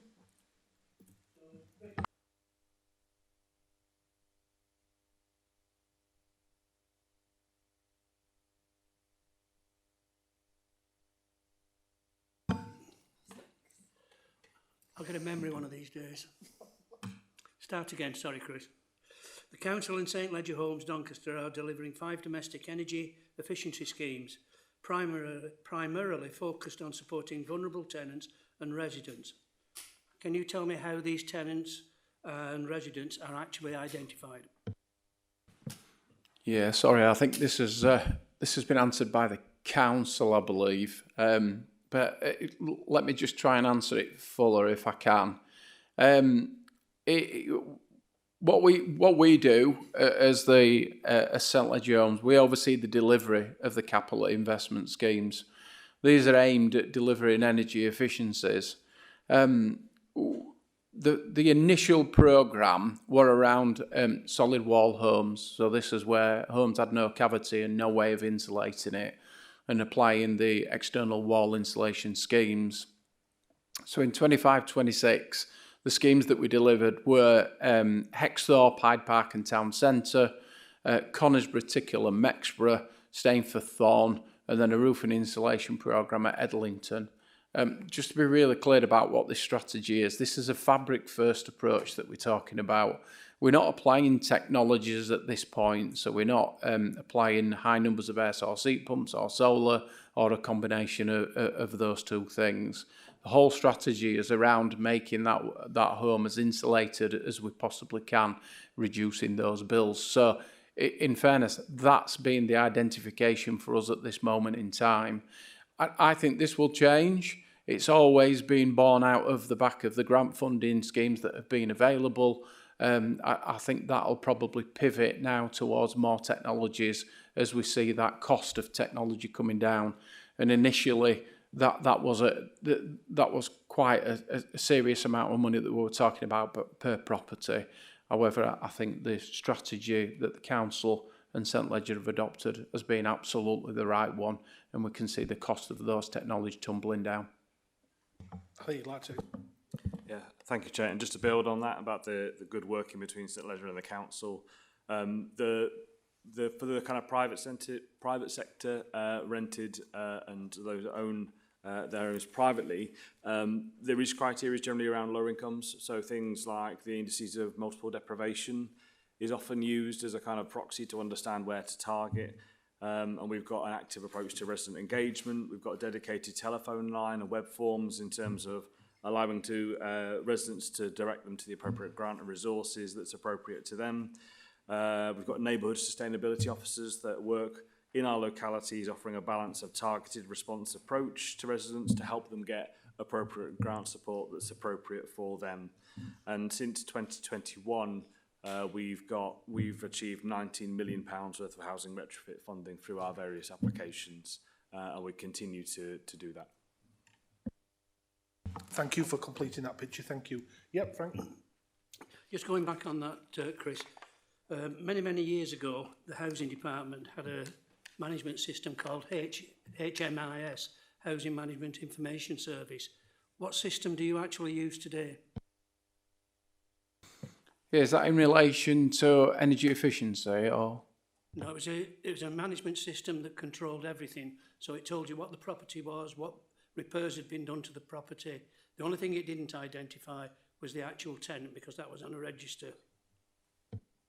Yeah, so we use Housing One. That's our integrated system. There are bolt-on systems onto that. I think one thing that's absolutely clear, we review that on a regular basis to make sure that it's fit for purpose. I think the information that goes into that, so the data that we use, I want to draw us back to the stock condition surveys that have been approved in this cabinet over the years. So we're currently at 92% on stock condition survey data. That's really high when you compare us against other authorities and organisations, and we plan to hit that at 100%. So it's not necessarily just the system that we use that's important, it's the quality of the data that goes into that system that's actually more important. Being able to analyse that, let's not get into AI today. We've mentioned Power BI already, but we utilise Power BI in some instances to analyse that, but we also use actual intelligence. We've got a team dedicated to managing that asset. So systems one thing, having the data and the analytics around it, I think, is also equally important. Are there any more questions from the committee regarding item 7? Do you know that? Fine. What we'll do is quickly move on to the recommendation then. That members know the progress of SLHD's performance and the contribution SLHD makes to supporting City of Doncaster Council's strategic priorities. The committee was asked to give consideration to and comment on the information presented to it today. Does the panel feel like it has reviewed the information provided today? I'll propose that. Yeah, Chair, Vice Chair will second it. Thank you very much. Agreed. Any additional recommendations from anybody on the panel? No? Good. It says here I can provide an opportunity now for officers to leave before item 8. So that's an ideal time for you to take your leave. But thank you very much for your attendance today. We really appreciate it. Thank you. Thank you for answering all the questions.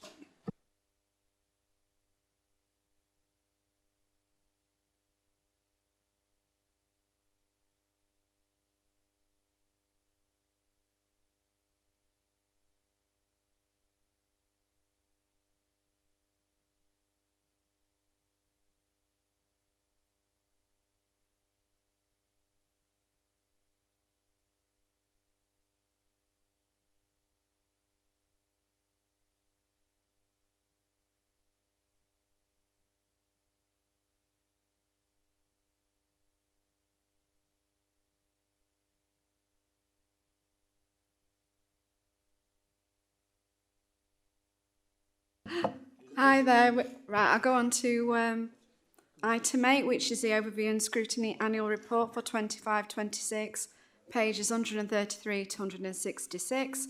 So basically, the annual report has been brought to the committee for it to endorse before it's presented to full council. Just as an overview, it's about highlighting the work of Doncaster's Council's overview and scrutiny function during the period 1st of May to 30th of April 1st of May 25. So it includes a summary of activities undertaken by OSMC, and it's for standing panels, and also identifies priorities for overview and scrutiny for 26-27, which ties in with the work plan and the work planning meetings that have been undertaken. So basically that's the introduction, Chair. I don't know if anyone wants to raise anything, but it's basically here to endorse before it goes to full council. Has anybody got anything they'd like to raise before I carry on? No? Good. The committee is asked to endorse the attached draft overview and scrutiny annual report 25-26 This report is for the committee is asked to agree an overview and scrutiny work programme. Yes, sorry, I'll go back a bit. I've ticked it off, that's as though it's already done. The committee is asked to endorse the attached draft overview and scrutiny annual report 25-26 prior to presentation to full council.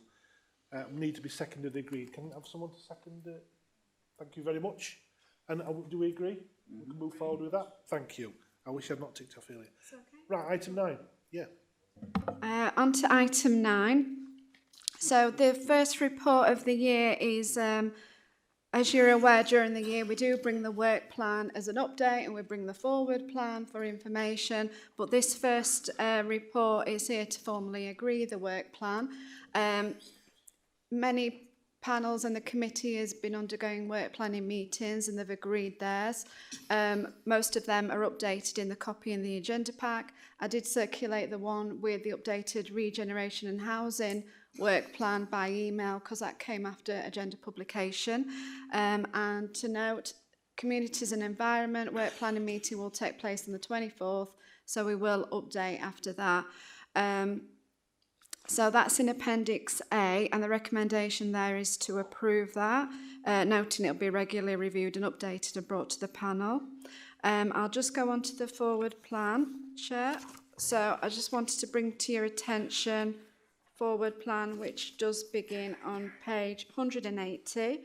So some of the areas on the forward plan are coming to the committee and panels. So this includes the city centre public space protection order on page 182. That's going to be looked at by communities and environment over 2 meetings. And finance performance Q1 report will be coming to the committee in September, and the youth justice plan will be coming to the committee at its next meeting at the end of July. And if there's also I think the month 2 financial monitoring report will be coming to this committee in August, details to be confirmed.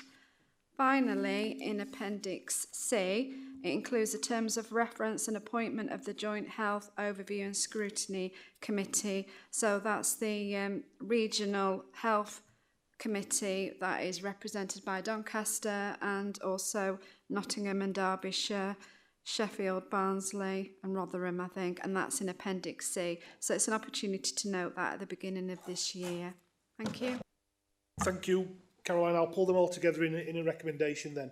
The committee is asked to 1. Approve the 2026-27 Overview and Scrutiny Work Programme, latest draft attached at Appendix A, and note that this will be regularly reviewed and updated by the committee to take account of changing and emerging priorities. Part 2, consider the Council's forward plan of key decisions attached at Appendix B. And Part 3 is note the terms of reference of and appointment to the Joint Health Overview and Scrutiny Committee, as all described by Caroline. Is this seconded and agreed? Thank you, John. Thank you. And I will now close the meeting. And we'll just wait till the recording stops.